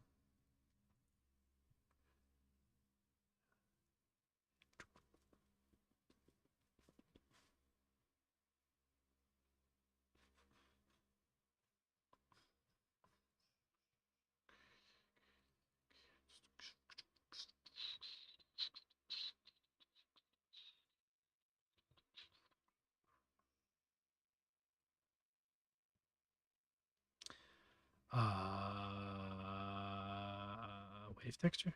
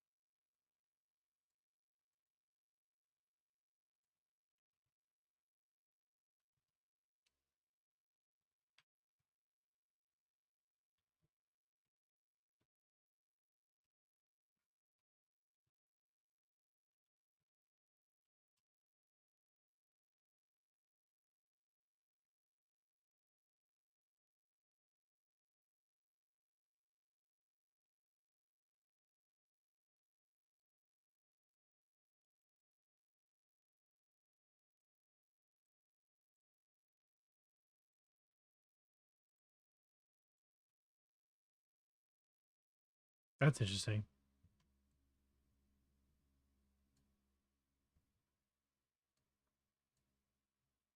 Oh, that's fucking crazy looking.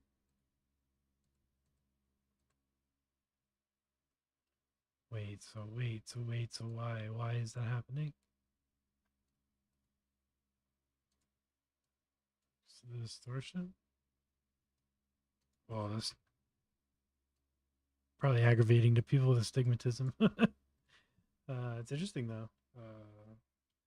We do a math into that, add another wave texture. Curious what we can do with this here. Just an X and a Y. All right, now we have balls. What if we subtract? All right, what if we divide? All right. Keep it on divide. Okay, that's cool. We can get different vibes. Right. Both mapped from the object. Clean.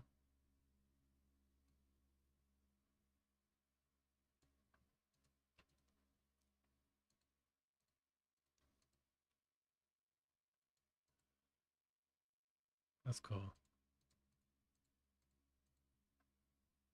So what if...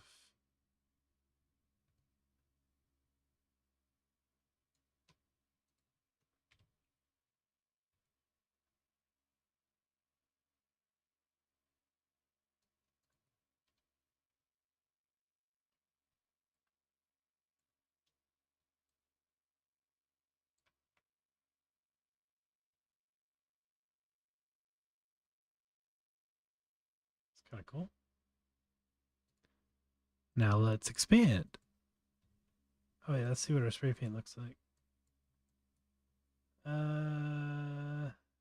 No.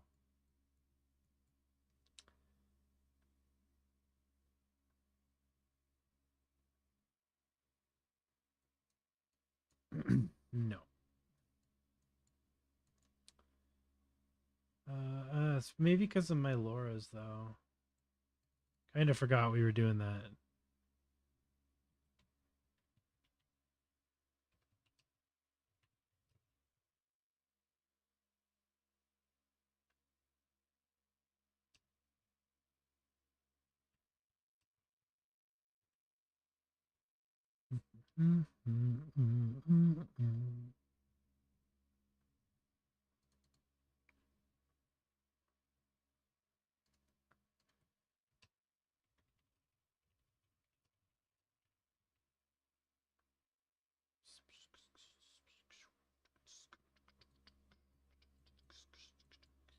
Forgot I had my LoRAs on, and my LoRAs are based on,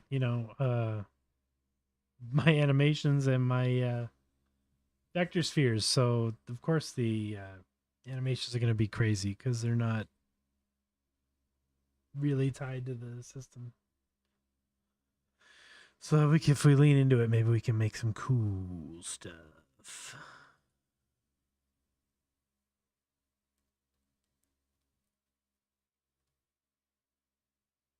Yeah. Yeah. All right, cool. Now let's add some more math. We'll math in some math on the math and make the math more mathy.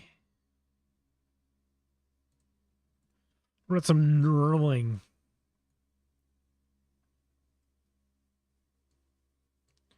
What does knurling do? Height.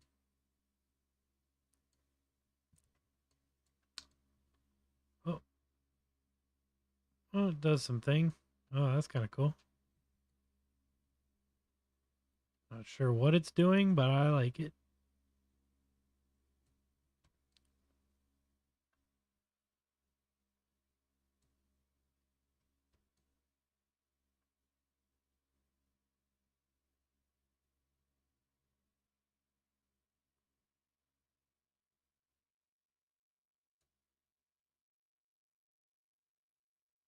Cool. Cool.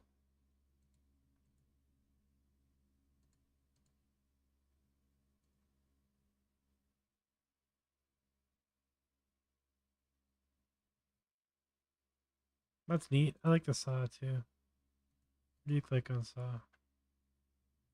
Oh, that's cool. Triangle. Saw.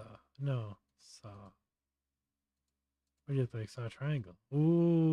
Ooh. Yeah. That's it. That's cool. Okay, we're gonna leave that to hell alone. Yeah, yeah, yeah.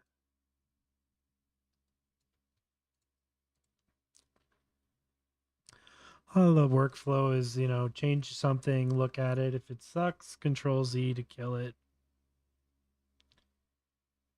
Move on.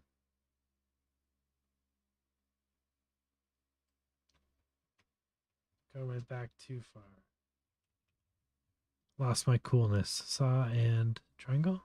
Or was it saw and triangle? Yes.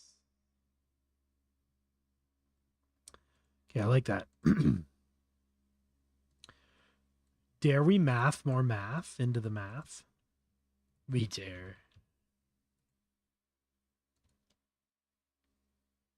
Polka dots.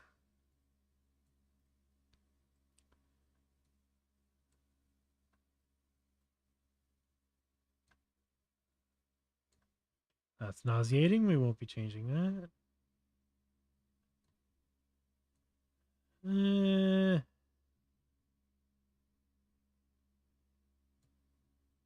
Too much detail for it to look cool. I bet you could do a really wicked like comic book, like dot matrixy type vibe with that.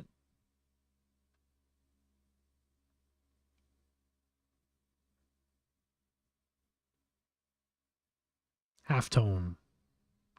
Although there is a halftone mapping. Let's see what that does. Mappings. Halftone pattern. Straight in. Whoa.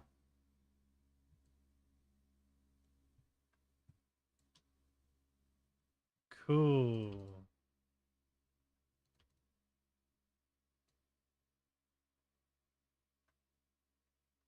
Nice.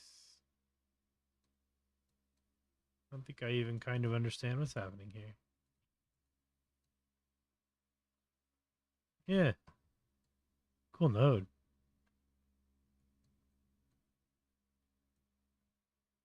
It's too bad it'll be too detailed for what I need, but I really like the way that looks. Awesome.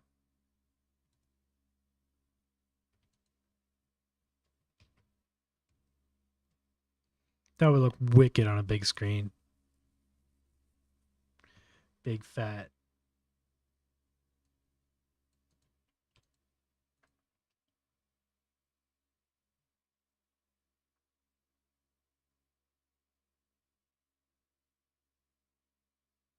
I want to see it in the I want to see it in the sphere, the Vegas sphere.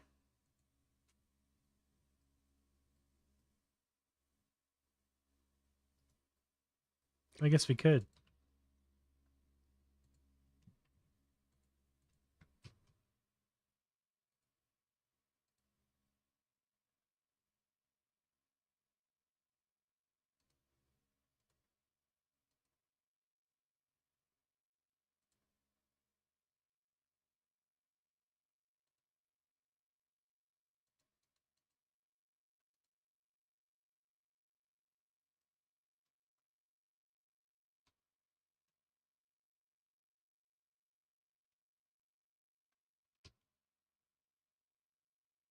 Yeah, that would be pretty cool. You two playing down there?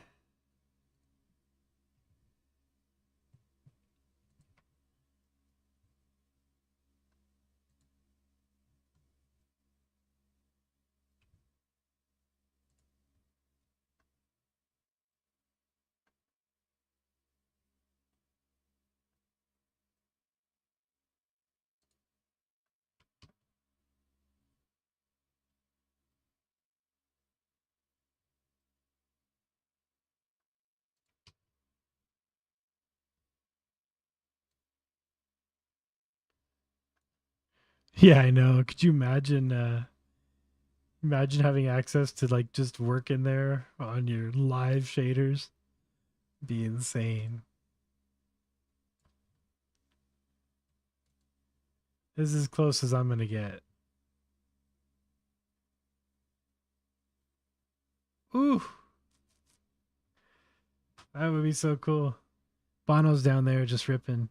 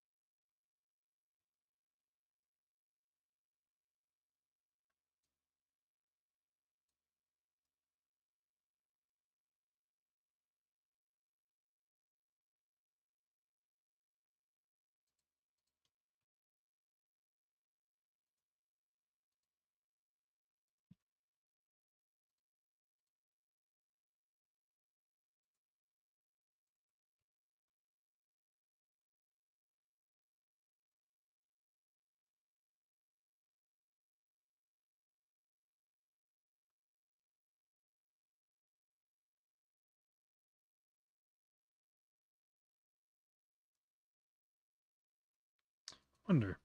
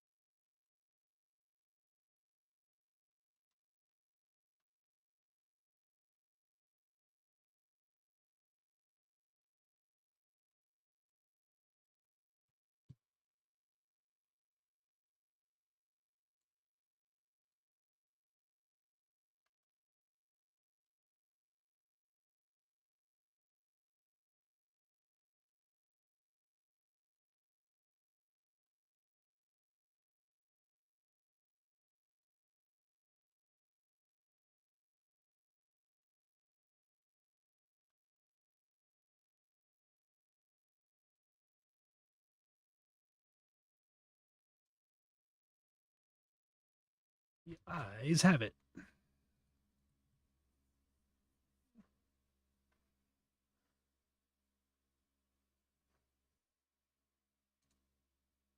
Whoa. Okay, okay. I think this one's worth exploring.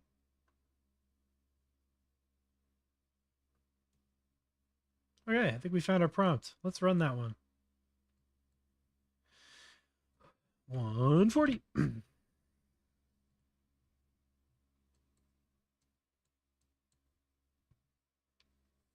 That looks awesome.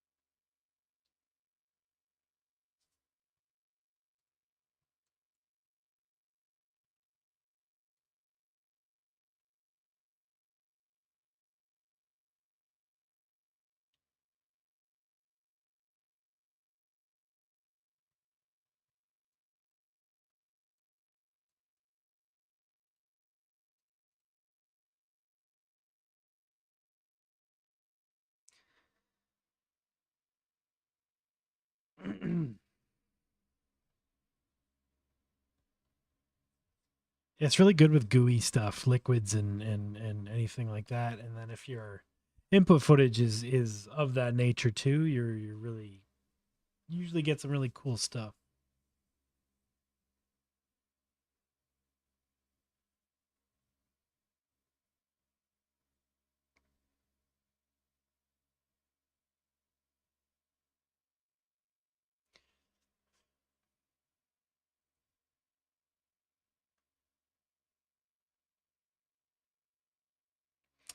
Makes me want to render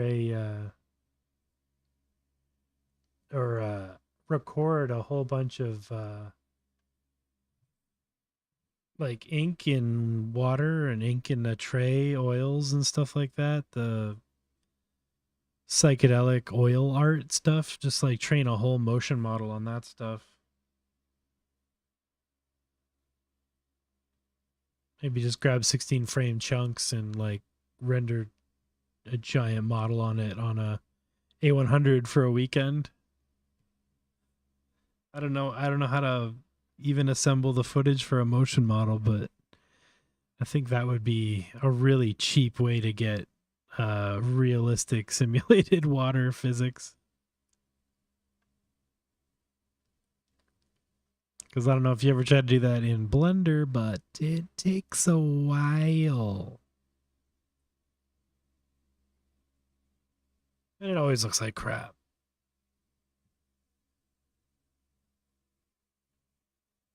Embergen looks great, but it's expensive. You need something real. AI's not going to do that well yet, but if you don't need it to be real and you just need it to look like liquid, that could be a cool way to do it.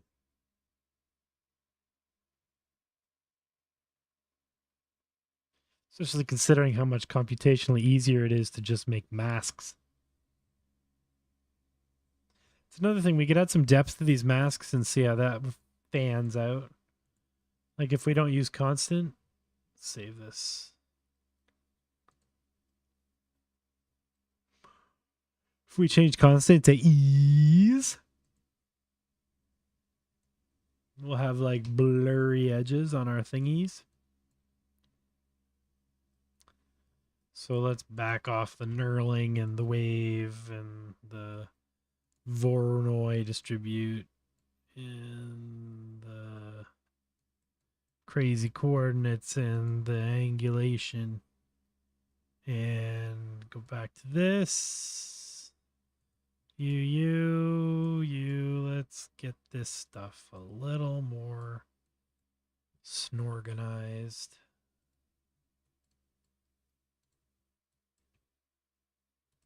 Don't need that reroute actually. Thank you.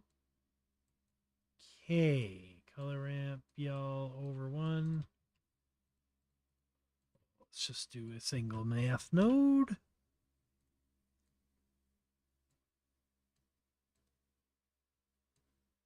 All right, and then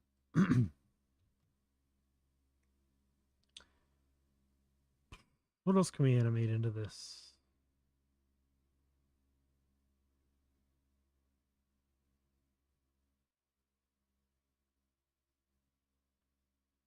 I hit the Voronoi pretty hard. What if we hit 1 coordinate on the Voronoi?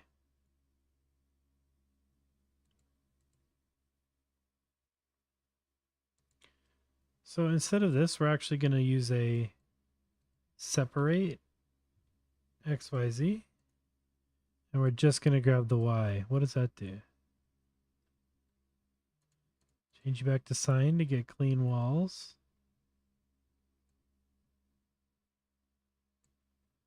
I can't tell how that's different than both of them.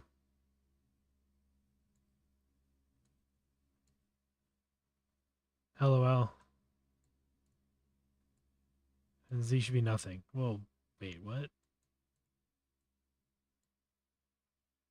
Did I not say 2D? 1D?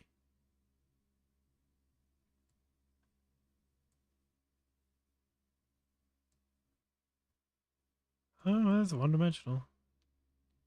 Okay, well, okay.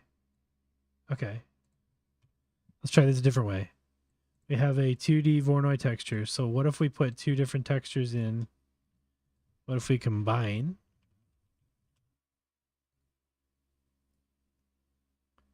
Yeah. So let's do a Musgrave texture. Whoa. Okay. That's trippy. And a magic texture. Well, that's just trippy. But not helpfully trippy. It's like 90s magic eye.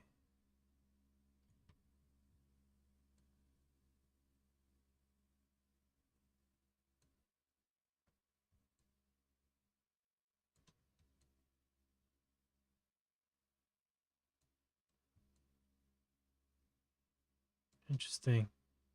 I hate this. All right.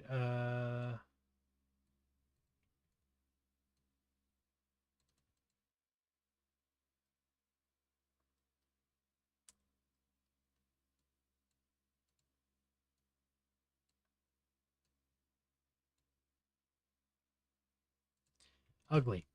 Ugly, ugly, ugly, ugly. Stripes into X. Gives us stripes into X. Stripes into Y. Gives us the same thing. Stripes into Z. What if this is 3D? X. Vertical stripes. Y. Vertical stripes. X. Okay, I am dumb, I guess. But that's fine. We're all dumb. A little.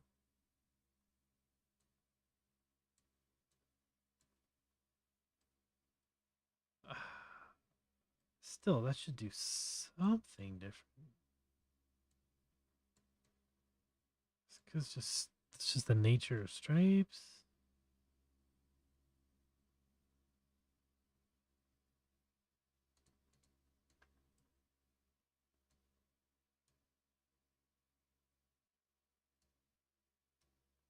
The same.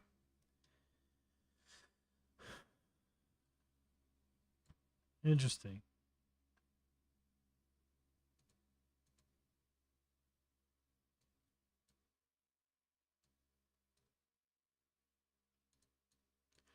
Oh wait, what do I have to separate? Oh, maybe I'm dumb. Oh no, I'm just it's the same thing.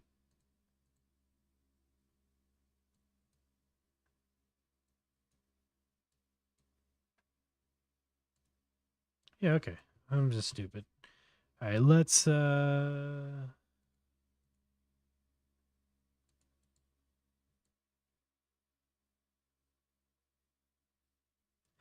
really want that.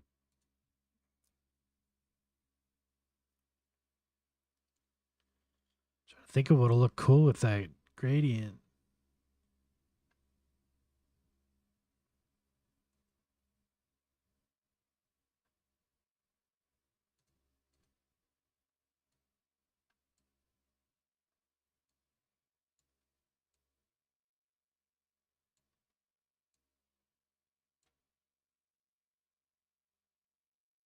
These always look kind of cool.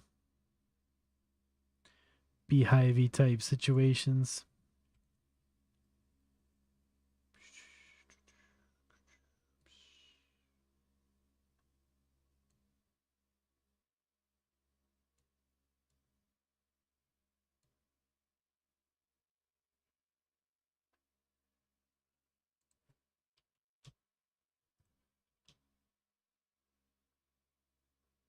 What are beehives? Patterns of 8? Patterns of 12. Oh. 16.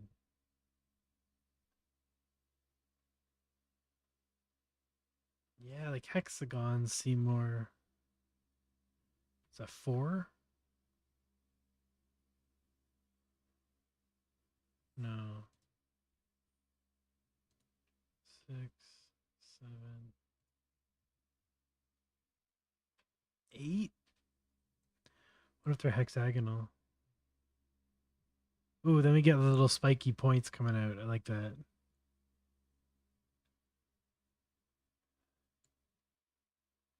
Spiky points are cool. It's 8, I think, is cool.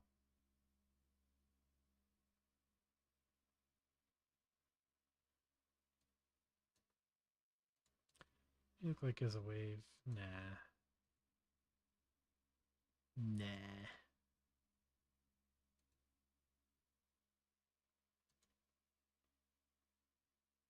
It's kind of cool.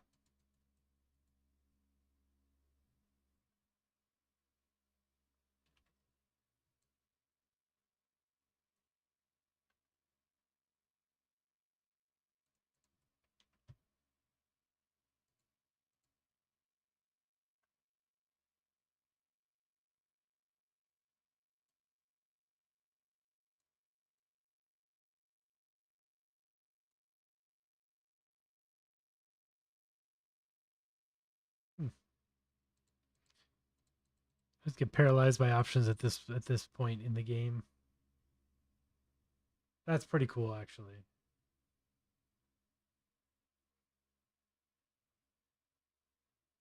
We got enough brightness. Yeah. Let's bring the darkness in a bit more. Cool. I think I'm going to leave that the hell alone. Call that a hex 5. Render that. And let's have a look at our... Oh, yeah. Oh, yeah. Oh, yeah. Oh, yeah. Yeah. That is cool.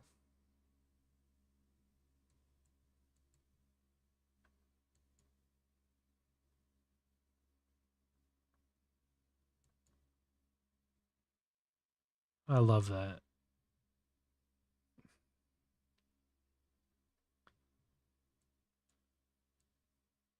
Perfection. All right, let's have a look at the thing. Let's try another one. This one might be interesting with that same prompt.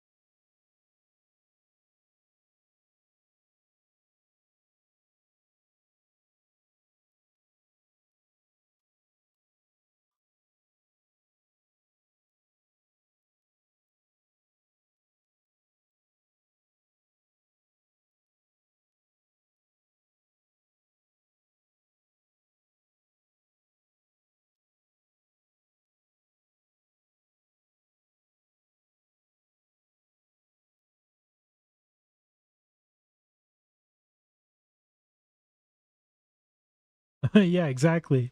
Happy Halloween, Andy. Yeah, and this workflow again is available in my Discord. Just hop in the resources channel. This is the video to QR code one.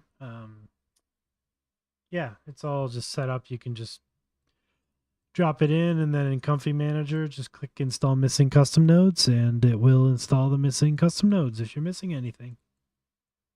Easy peasy.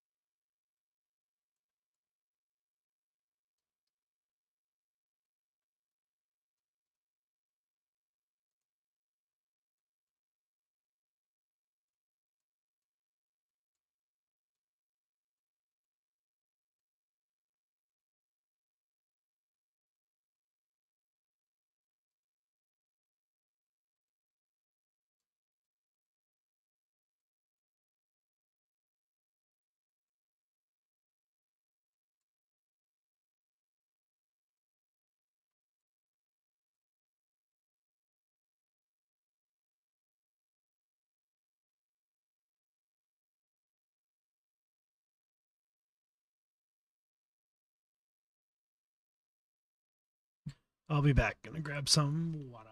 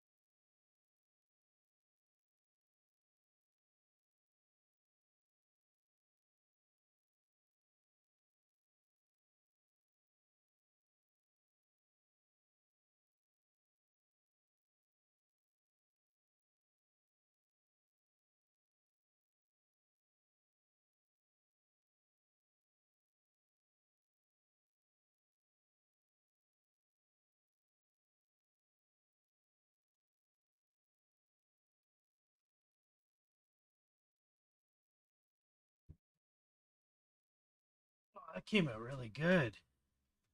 This is cool. Right on.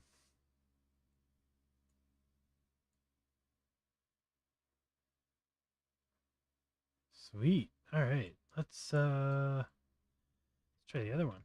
Temp.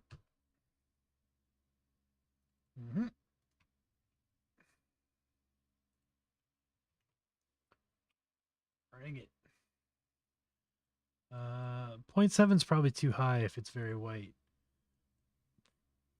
But it's cool. I like it.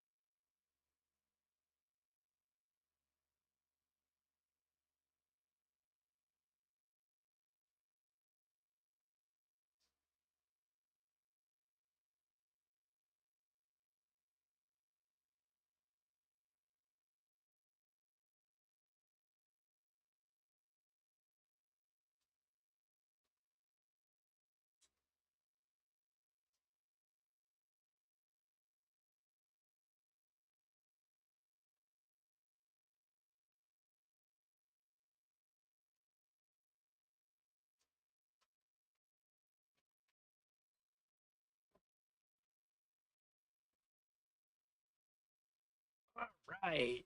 Oh. Let's see. Where are we? Where are we? Where are we? Where are we? We got your rendering 7.5 minutos. Save that. Let's try something other than a hexagon. I like that rose thing earlier. That was really cool. Oh, that's interesting. What if we do 3? No. 2? Too small. 8, I guess. It's hard to not always do these. Yeah, screw it.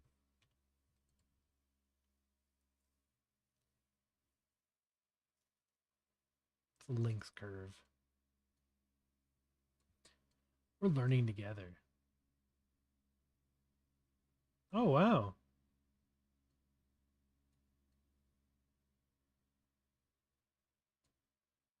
Looks cool with the modulo. Modulo. It's not going to work, though, because it's only one-sided. So let's try another shape. What does a butterfly 2 look like?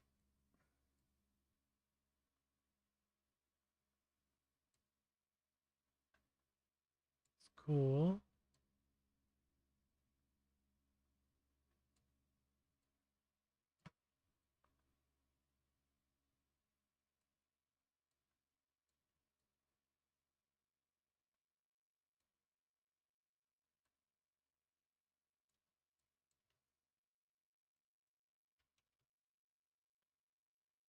Whoa, that might be pretty trippy. Whoa, math, am I right?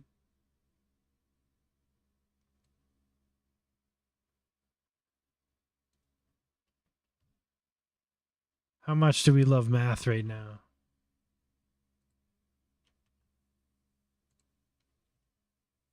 How little do we understand the math right now?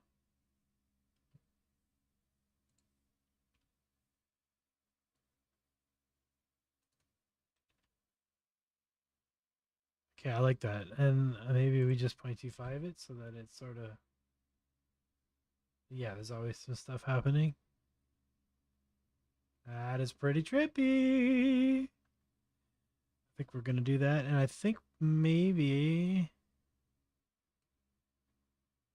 No, I think that's a little much.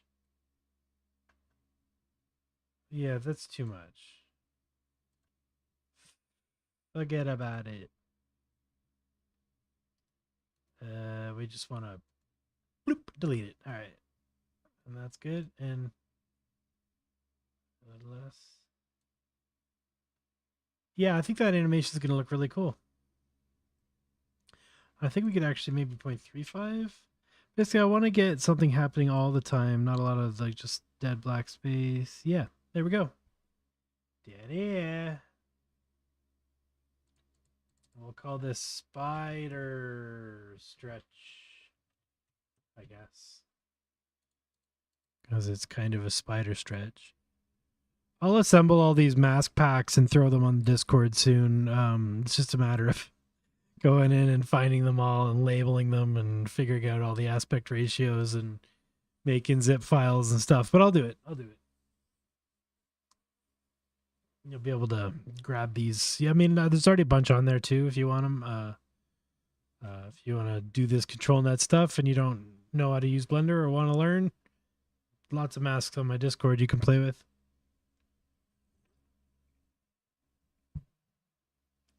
They're all constant though, like just black and white, no gradients. So maybe I'll do a depth one too.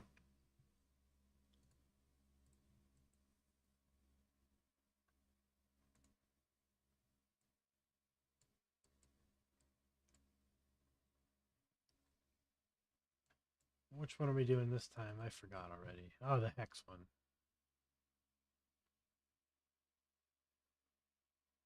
Okay. What's everybody working on tonight?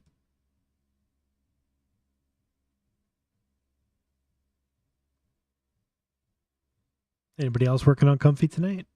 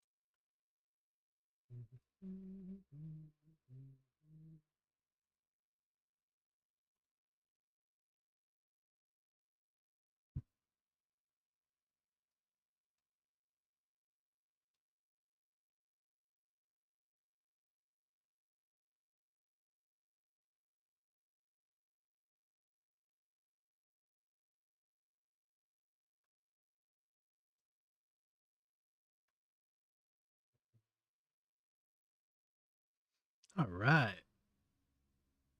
Almost done here. I stabbed myself with a fork while I was doing the dishes yesterday.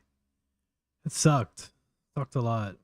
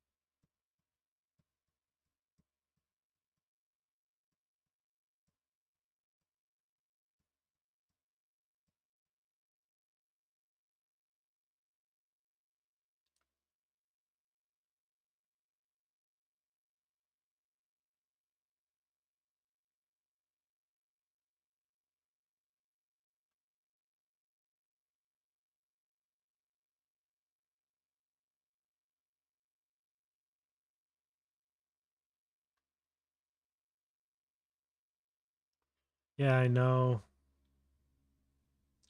I had to delete a bunch of models and stuff. At least LoRAs are little.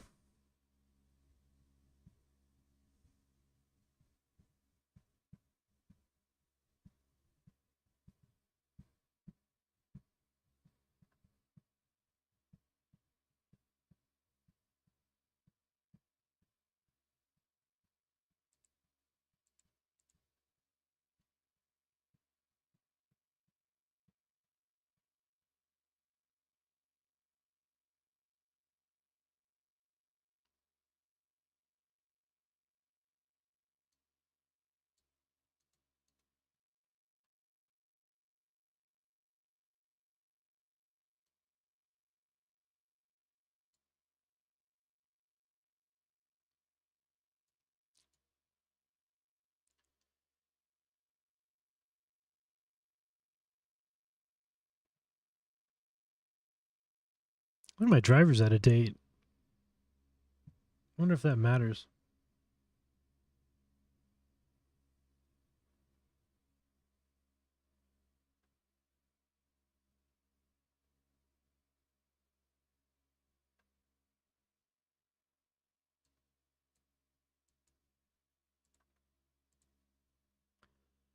Decoder's hitting 18 gigs of VRAM usage. Jesus.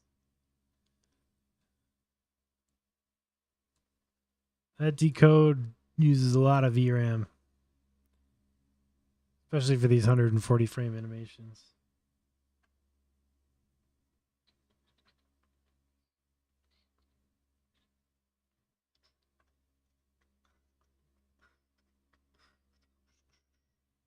Whoa. Well, that is very cool. Did I put 120?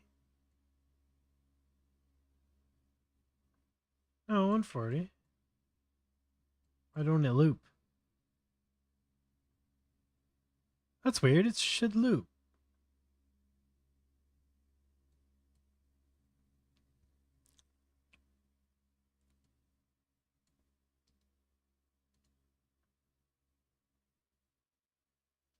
It should loop. Did I do a dump?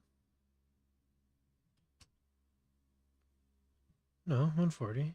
Those two. Strange.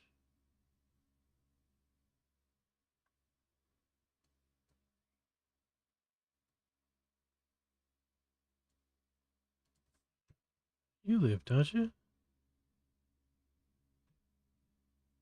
Yeah.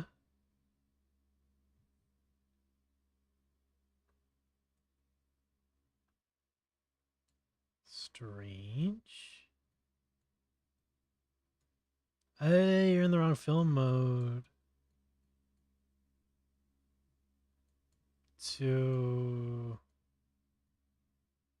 Wait, what? You're supposed to be in 1.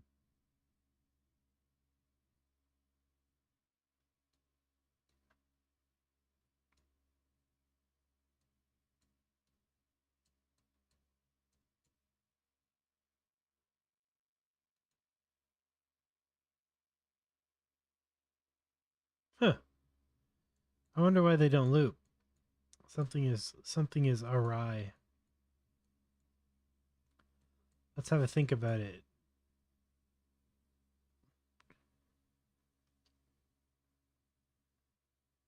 280. We're skipping none of the first, and we're selecting every other image. Right. It's going into the batch size. 140. Super weird. Let's check the...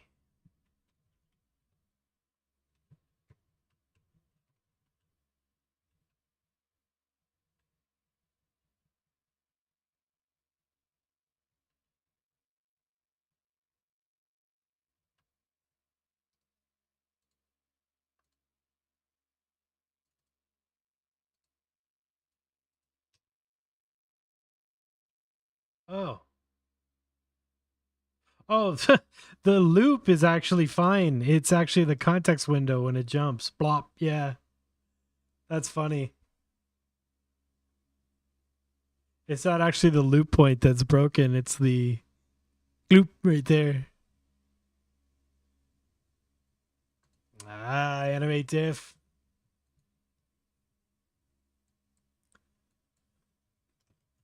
If you ran that again, I bet it would work. Let's try the spider stretch. I'm going to keep running this prompt. It is gold. I'm going to leave 140, I think, too.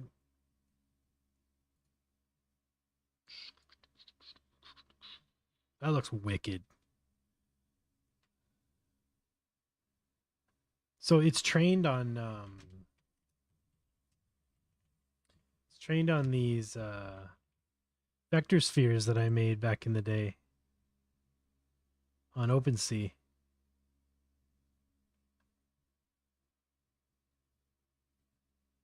2 years ago, damn. How do you view them all? Just as... Yeah, anyway, they were all vector display spheres, so I trained a LoRA on all 100 of them. I'm sure there's a way to show the items, yeah. Yeah. So yeah, these were all... I just plopped them all into the training, so a lot of what you're seeing in these is based on these spheres, which is cool. It's great to be able to like reuse your work. Yeah, these are all made with Blender, procedurally shaded.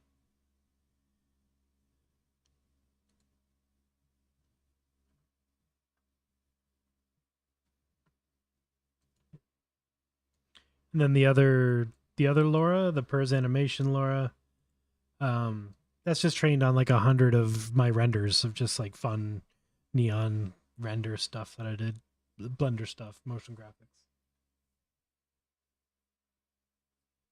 I think he's pulling a lot of the palette and a lot of the texture from that.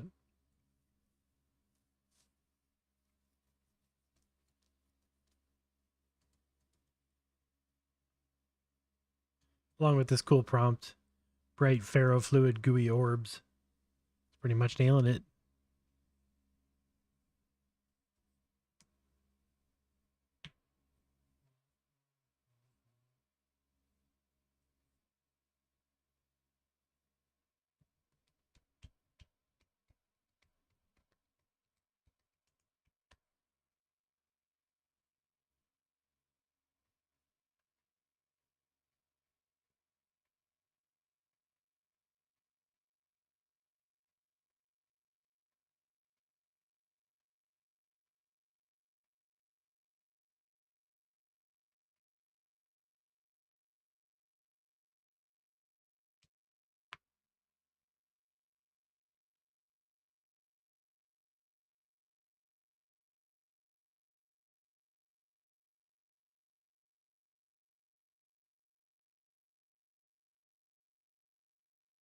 Yeah, get some nice caustics and liquid fluid simulations for free.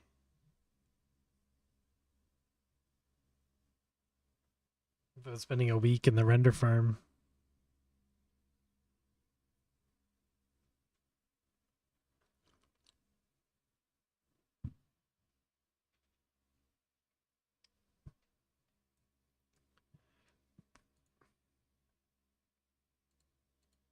Let's keep on the shape vibe. These are cool. Let's try a heart. Aw, a heart. Ba-boom. Ba-boom. Doesn't read a heart to me until that part.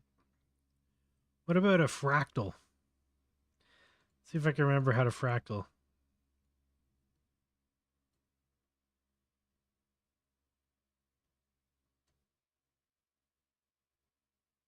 Ooh, that's trippy.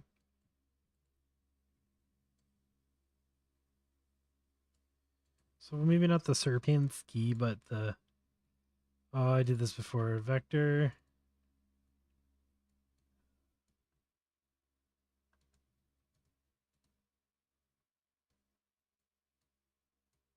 I forget.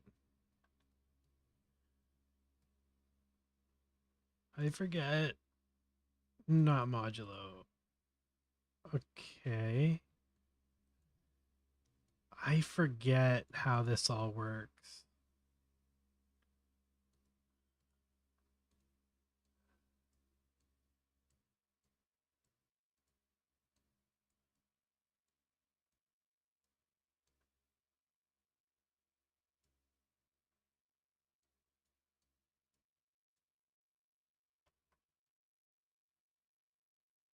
Okay. I see a fractal.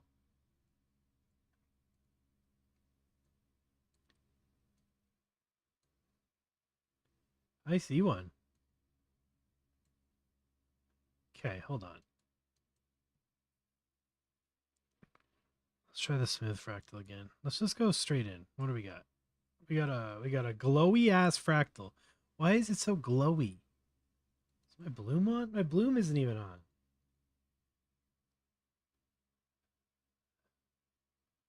Why is it so glowy? Oh, that's cool. Wait, can we zoom in on this thing like over and over again? Sort of.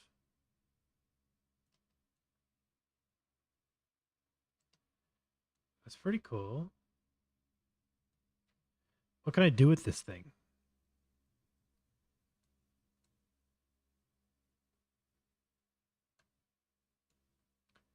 What did I do wrong here?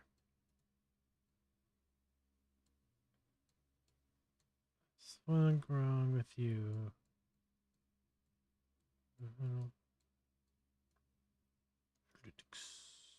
Oh, yeah. You know, it wouldn't hurt if this was plugged in. Whoa, okay. That's trippy.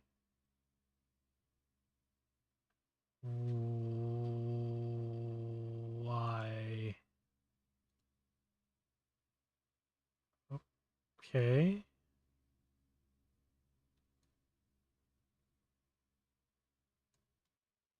Whoa, whoa.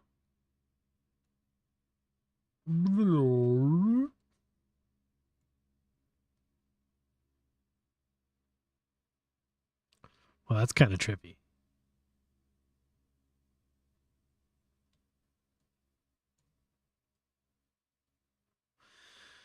I wish there was something cool I could do with the fractal. It's pretty neat.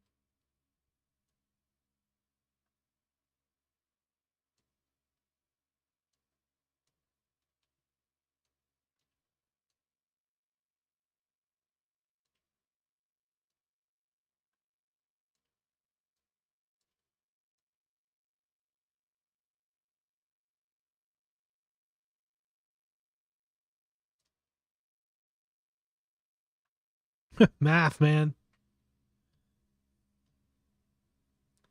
Math is pretty cool.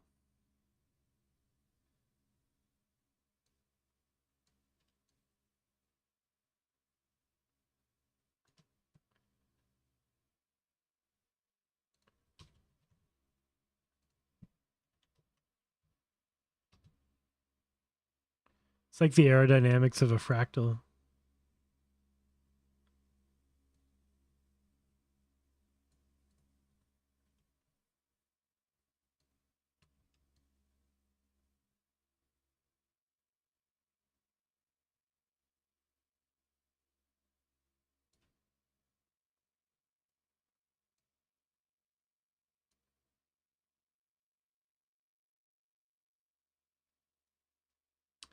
Well, this is kind of cool. I might just render this and see what it looks like. Interesting. Interesting, interesting, interesting.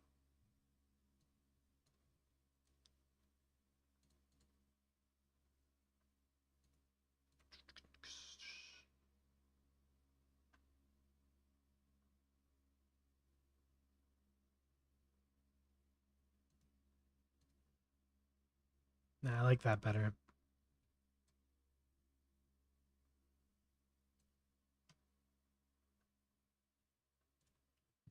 Wait, what? That should be good. Let's get that.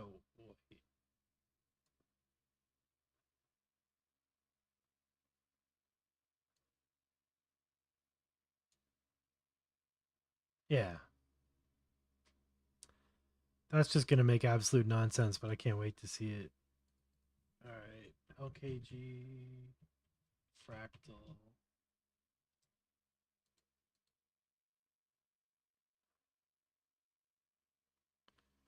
Get mathed on.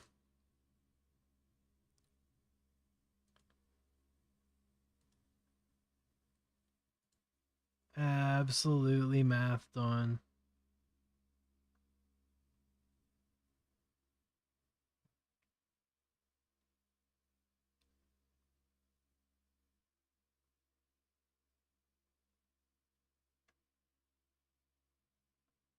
One minute.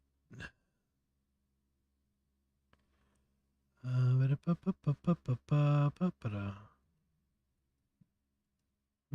question. Someone on the Discord's having trouble with the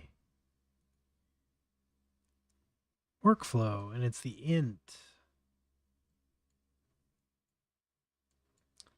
This is the only int.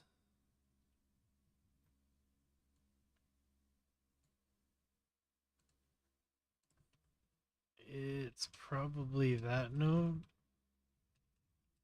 1 or 2.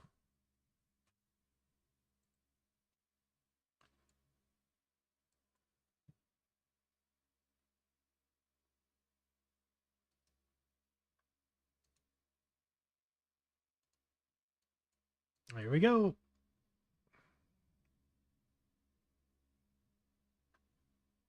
Semi-real time with Comfy? Nah.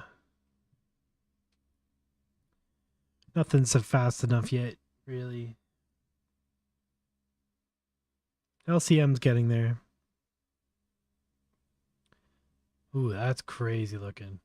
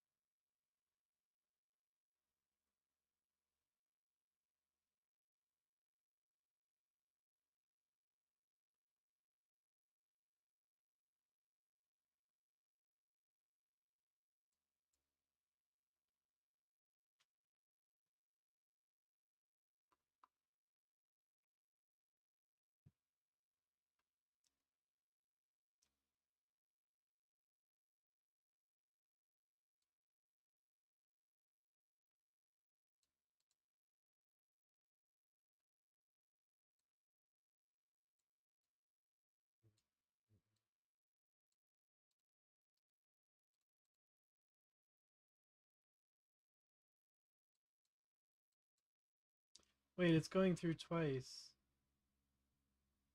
Oh, jeez. Seriously?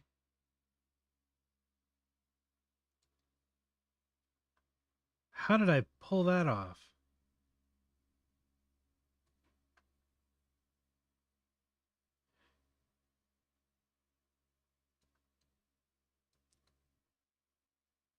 You ever stun yourself with your own stupidity? How did I pull that off? Okay. Sorry, I gotta debug this.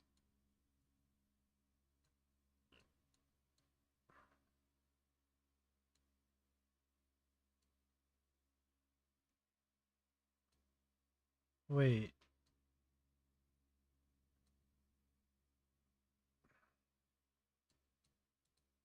Right.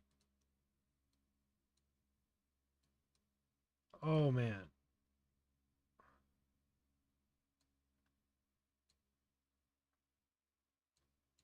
I just broke my own brain. Give me a sec here. Okay, this. Yes. And then this. Just straight on out to here. Oh, right.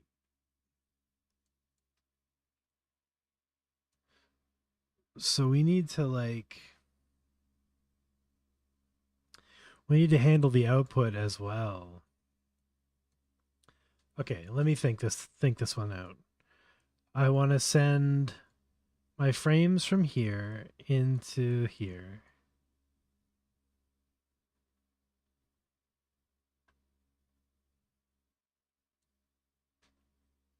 If they come from here into here,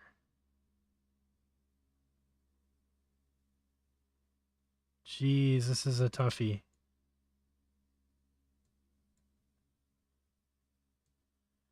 This is not easily switchable right now.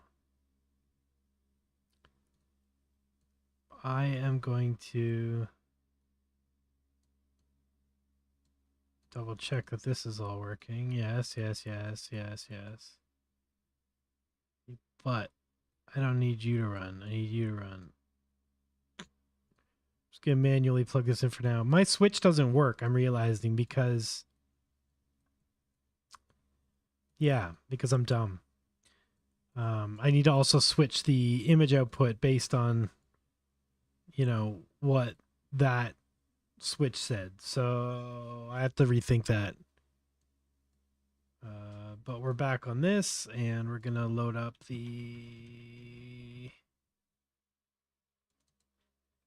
this fractal thing. Or did I do this one? Yeah. Let's try the portal. I don't think we did the portal yet.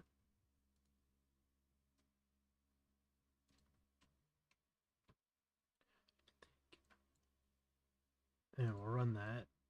And that's gonna go wait, really? We want y'all. Let's close this. Wait, what is connected to you? What is connected? What is this? Oh, you're connected to the output. Okay, yeah. That's right. And you go in here. Right? Decode, film, yes. That will interpolate it, and this will interpolate it, but interpolate the first and final frame. But I need to sort of quarantine this off so that it only runs if I need it. Okay, let's try that again.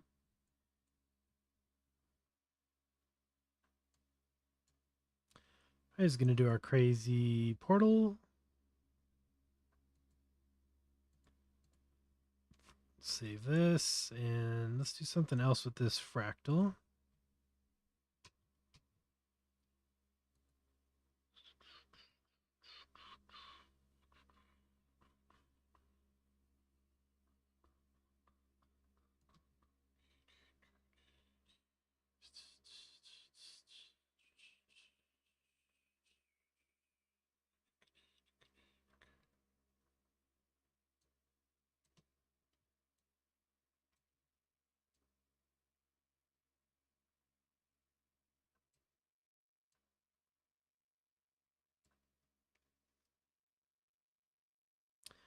Got to figure out a way to fold some fun into this. Let's try a math node into the modulo with a wave texture.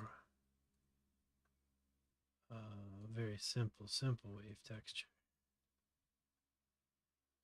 Rings it, but same thing.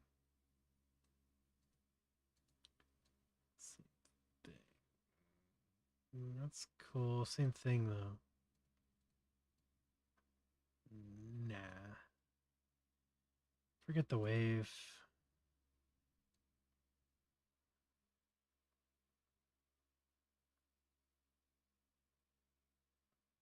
That's cool.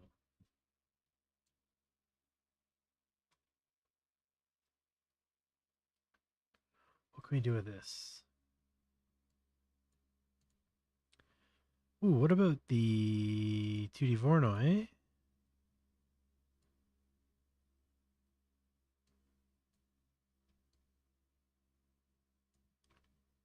The modulo's really killing the vibe.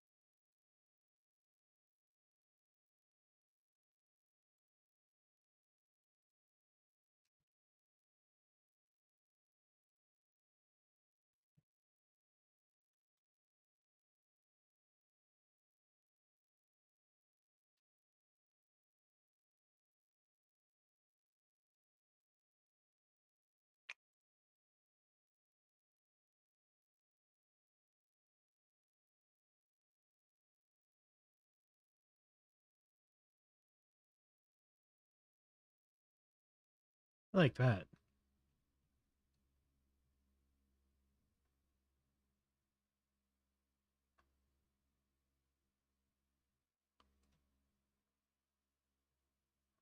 Will these do a looped scale them?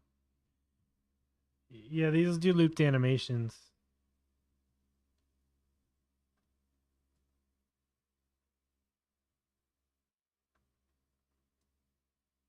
There we go. I think that'll be cool. I think the way they come together. We'll call that wiggly balls.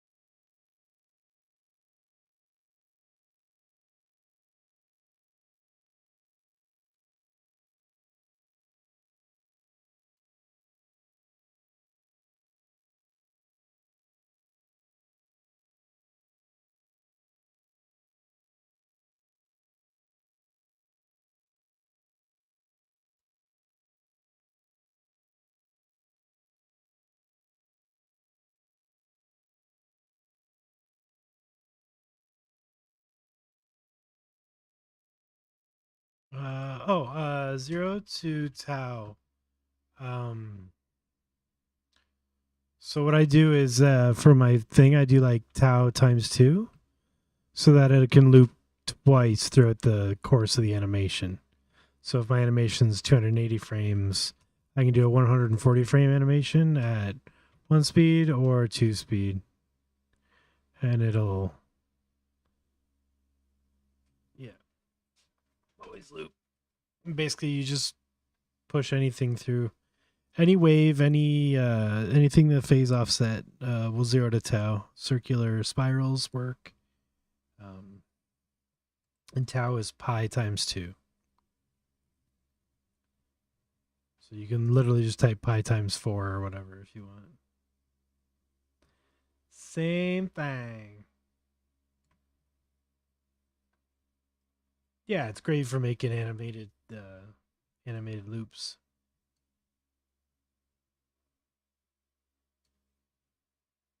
I like this one. I think this will be cool.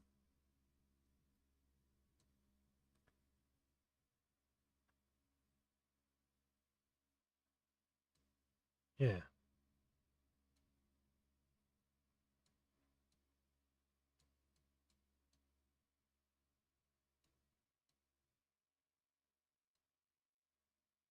Yeah, that's good. And we'll call that, oh, I don't know.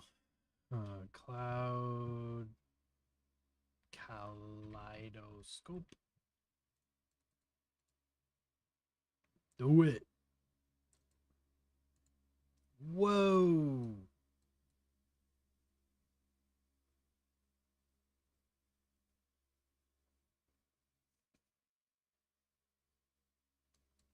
Very cool. What's the next? This one. I'm trying my wiggly balls. And we'll try to do like 0.55. Yeah. Yeah. Yeah. Is he looking a little white? Well, very cool. Loving the colors.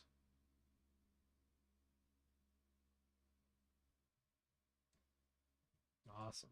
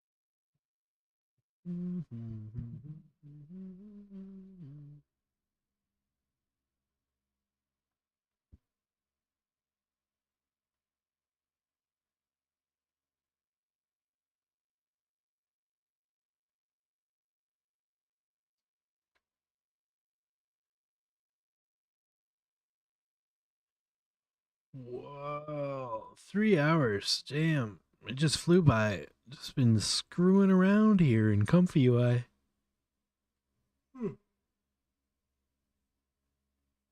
I know I've been doing a lot of long renders tonight, but I think we're getting a lot of good results with these masks and this prompt and this LoRA setup. Yeah. Super happy with these. Very fluid and gooey.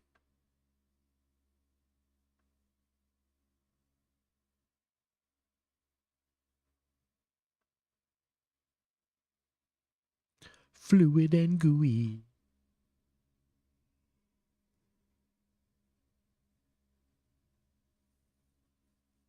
Hopefully you learned some stuff in Blender tonight too. Unless you already know this stuff, in which case, you know, more power to you.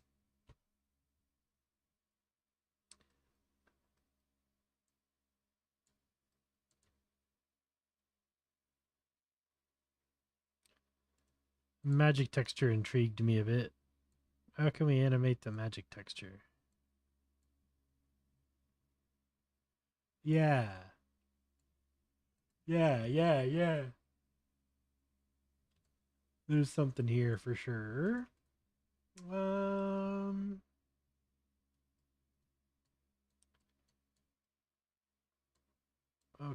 what about just one? You. We're just going across, we're going down. Can we do this? At what point is that the same?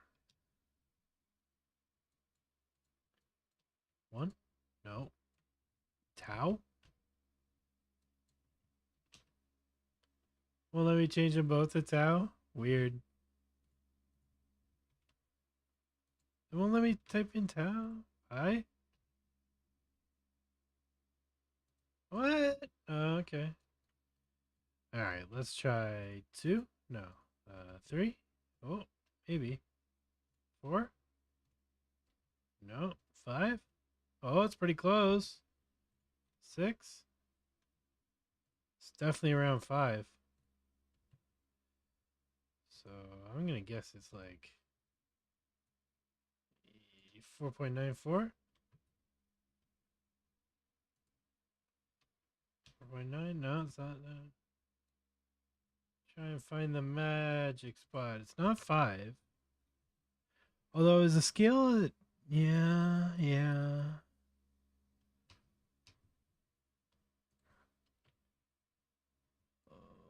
Okay. Oh, maybe because these are they different? Oh no, they're pretty close. So 0 is 4.95. 0.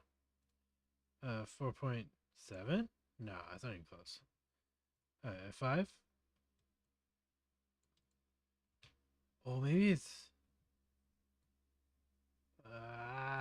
5.05. Almost.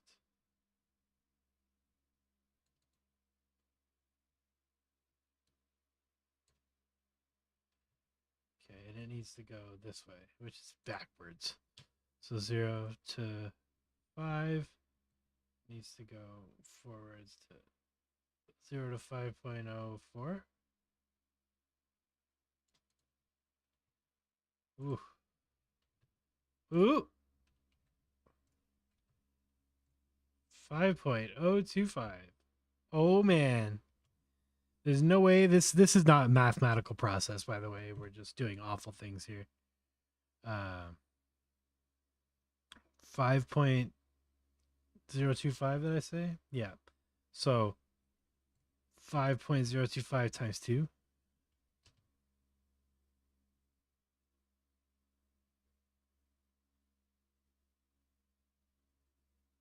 It feels like it's really far. I loop so. So this is dumb, but what about 5.025 divided by 5? Does it go to no? So let's see. We're thinking it's 2.8.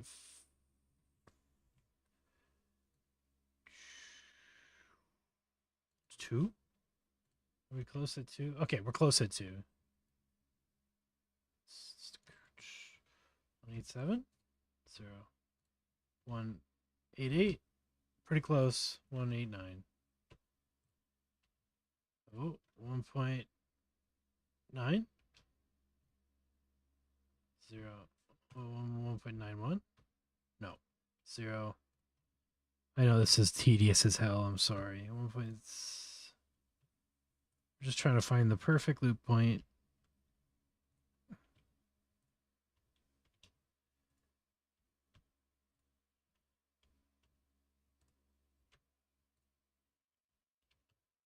We're a little too close. Oh, was it 1.7 maybe? It's pretty damn close. 0. 1.89. Damn, that's real close. I feel like it's 1.9. Why does it not work? 0. 1.9.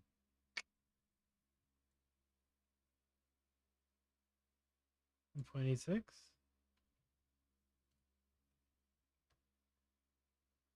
1.88 is close enough. 0 to 1.88.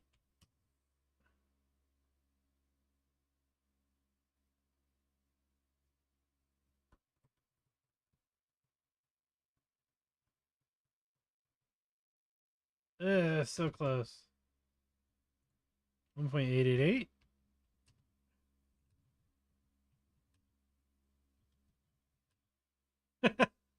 No way that worked.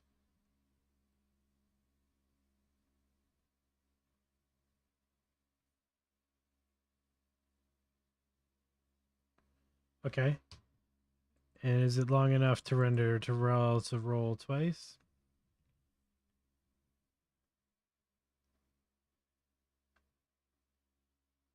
Nope. So 240, 280, 1.888 times 2.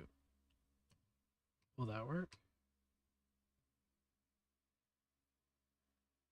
So we get 2.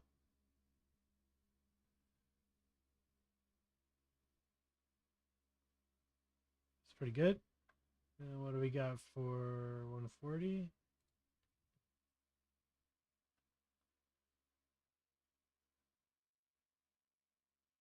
Okay, this works. Now we can divide this into anything.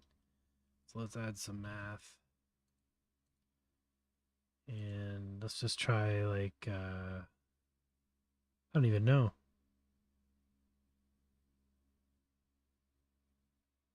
Smooth house?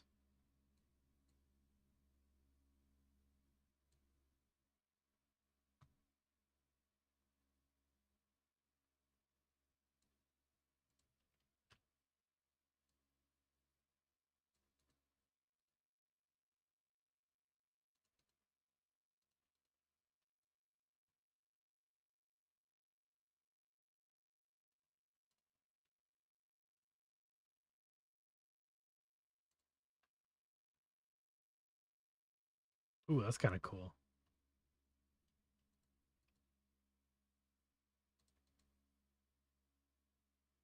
It's gotta be, geez, that's annoying.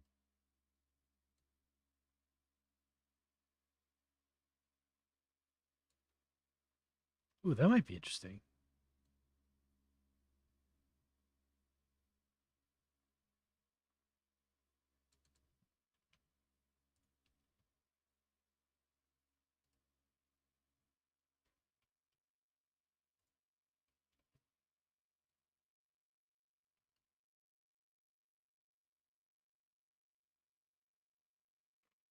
Hmm.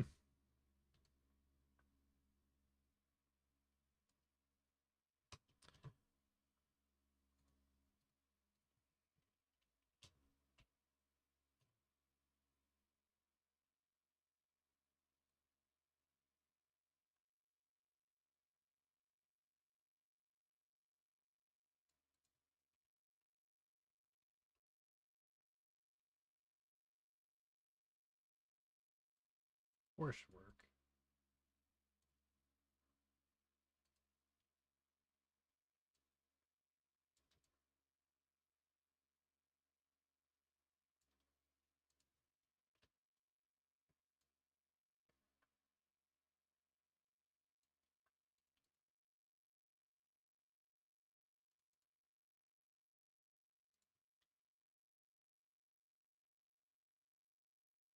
kind of cool. That is not.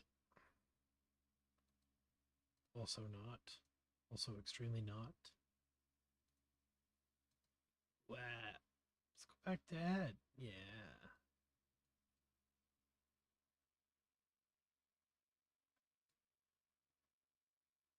I like that.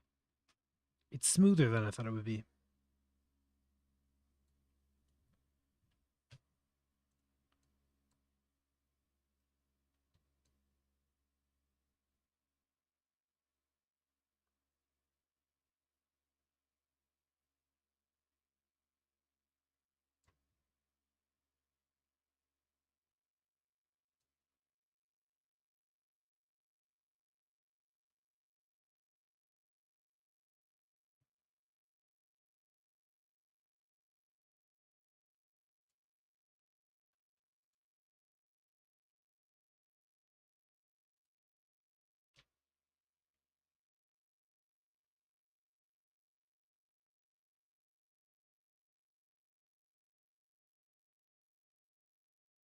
Yeah, I like that. It's weird. All right, let's do Magic Rain. Whoa, caps. Magic Rain. Render. You know what? Let's increase the brilliance. Yes. Yes.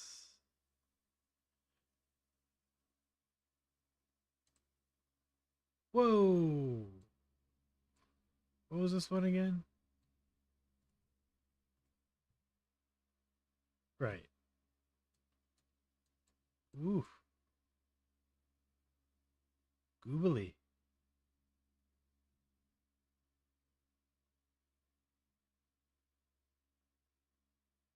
Very trippy. All right, what's the next one?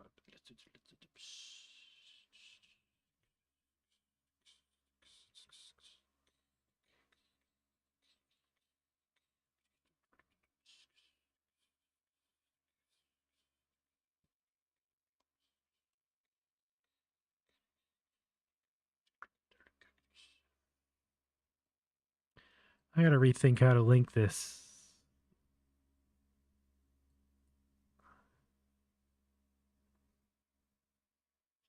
I don't want to render them both.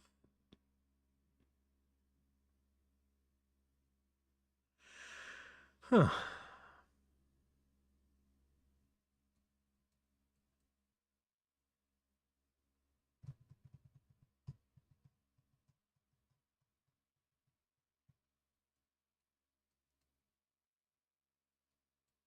Just have to rewire it. Rewire it manually. That sucks.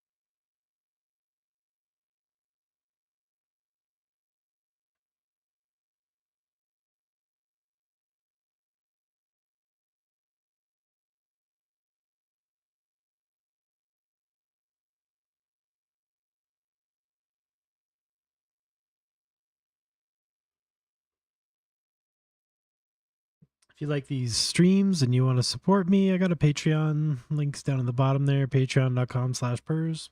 My website will be back up tomorrow. I let the URL expire, the domain expire, like a noob. But I got it back. Everything's fine. Yeah, I don't have any really cool rewards for the supporters yet. You know, aside from the supporter section of the Discord where you can hang out there. But I will down the road try to figure out some kind of cool uh, rewards for the supporters, because yeah, I just maybe I'll make more mask packs or something and some other stuff. I don't know, whatever you guys want, let me know. But yeah, if you want to support the channel and keep it going, you hit me up there and become a Patreon, and also sign up for free and find out when I drop the VODs from these live streams. There'll be a little blog post about each one, going a little bit into depth of what we did, and yeah, tagged and everything, so you can go through and see all the past live streams with some blog information and stuff on there on Patreon, and yeah, it's pretty cool. And thanks to everybody who entered the Looking Glass contest. That is awesome. Can't wait to go through all the submissions and pick a winner. And I'll announce the stream soon for the winner. And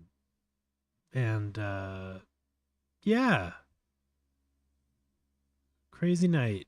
I'm not leaving right now or anything. I'm just trying to get all that stuff out of the way now before I forget, because I am very bad at remembering to talk about that stuff.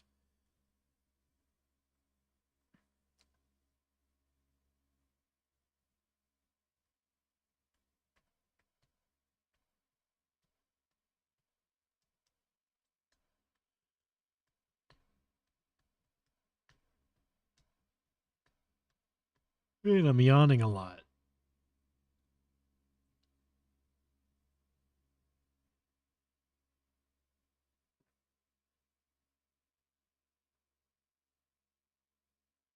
Get my yawn on. 5 minutes. We can do another mask? Yeah. Okay, let's save this one and let's forget about magic texture.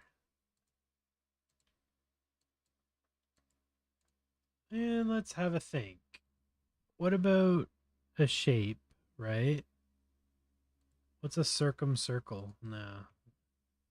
What's a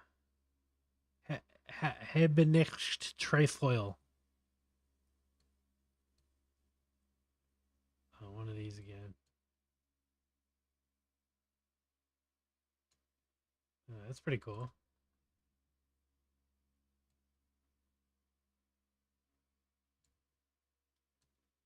Ooh. Okay. Okay. Okay. This is interesting.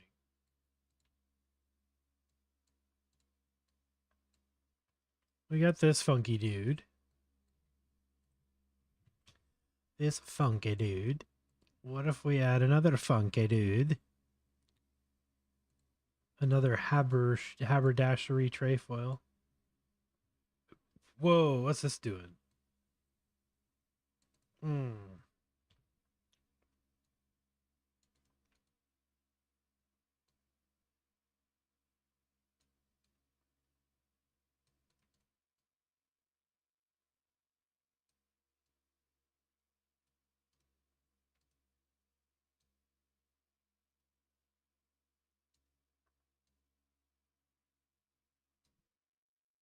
That's cool.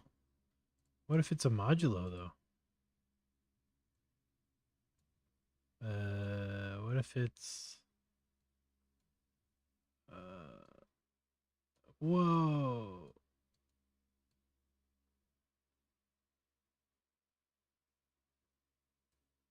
Well, that looks pretty cool. I think modulos out of the question though. Ooh, just a divide. Okay. We got these funky dudes doing stuff. So what if we add some funky math?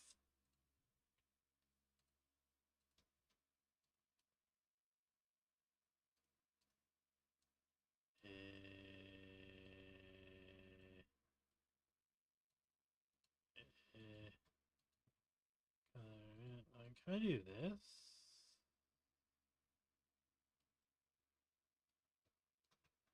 That doesn't work, does it?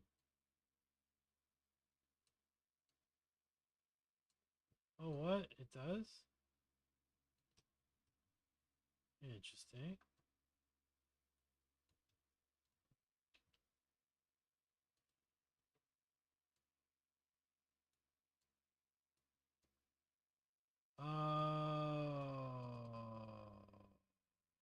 Right. Because it's a color.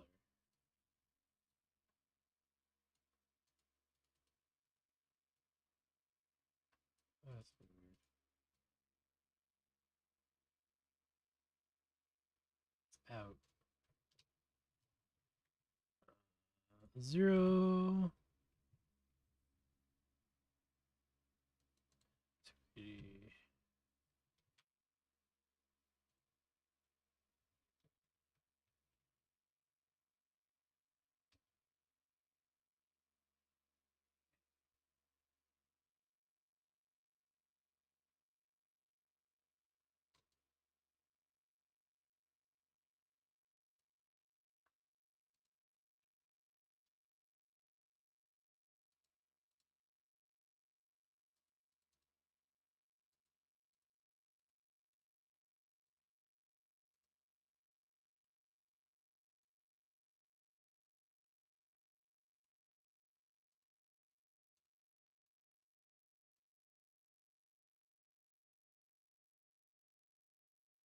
Nice.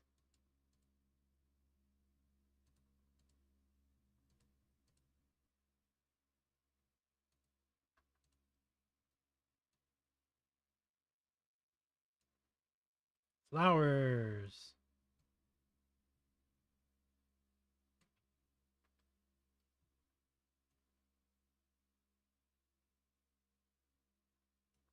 Ooh.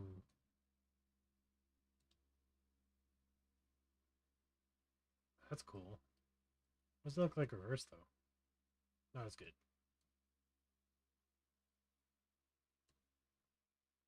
Sick.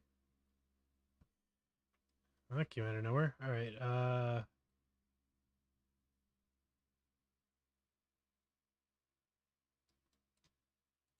It's 0.3.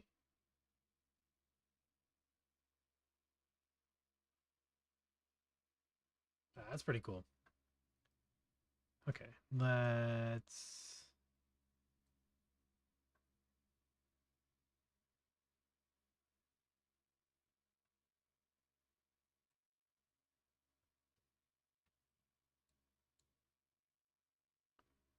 That's probably good. Yummy, yummy, yummy flower. Big flower.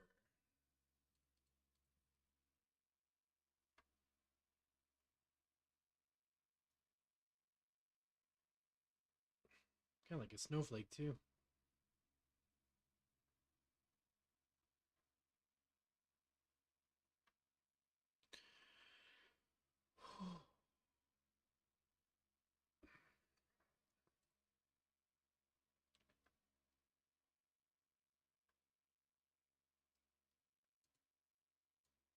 All right, here we go.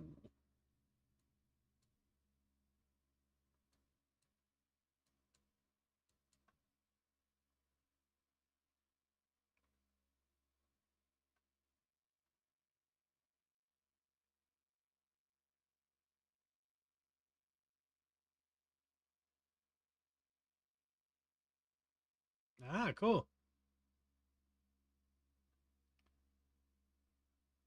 That looks really cool. Bloop.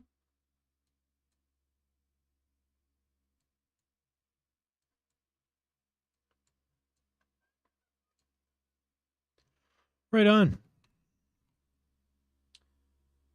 Well, thanks for hanging out, everybody. I had a really good time, as usual. We had fun and comfy. And if you want this workflow, it's just on my Discord.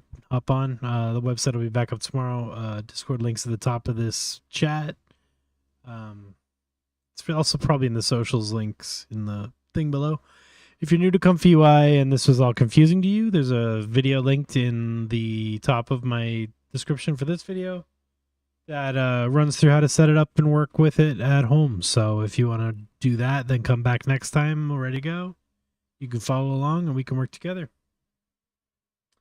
Thank you for hanging out as always. Purz loves you, and have a great evening. Yeah, enjoy the rest of your Halloween night.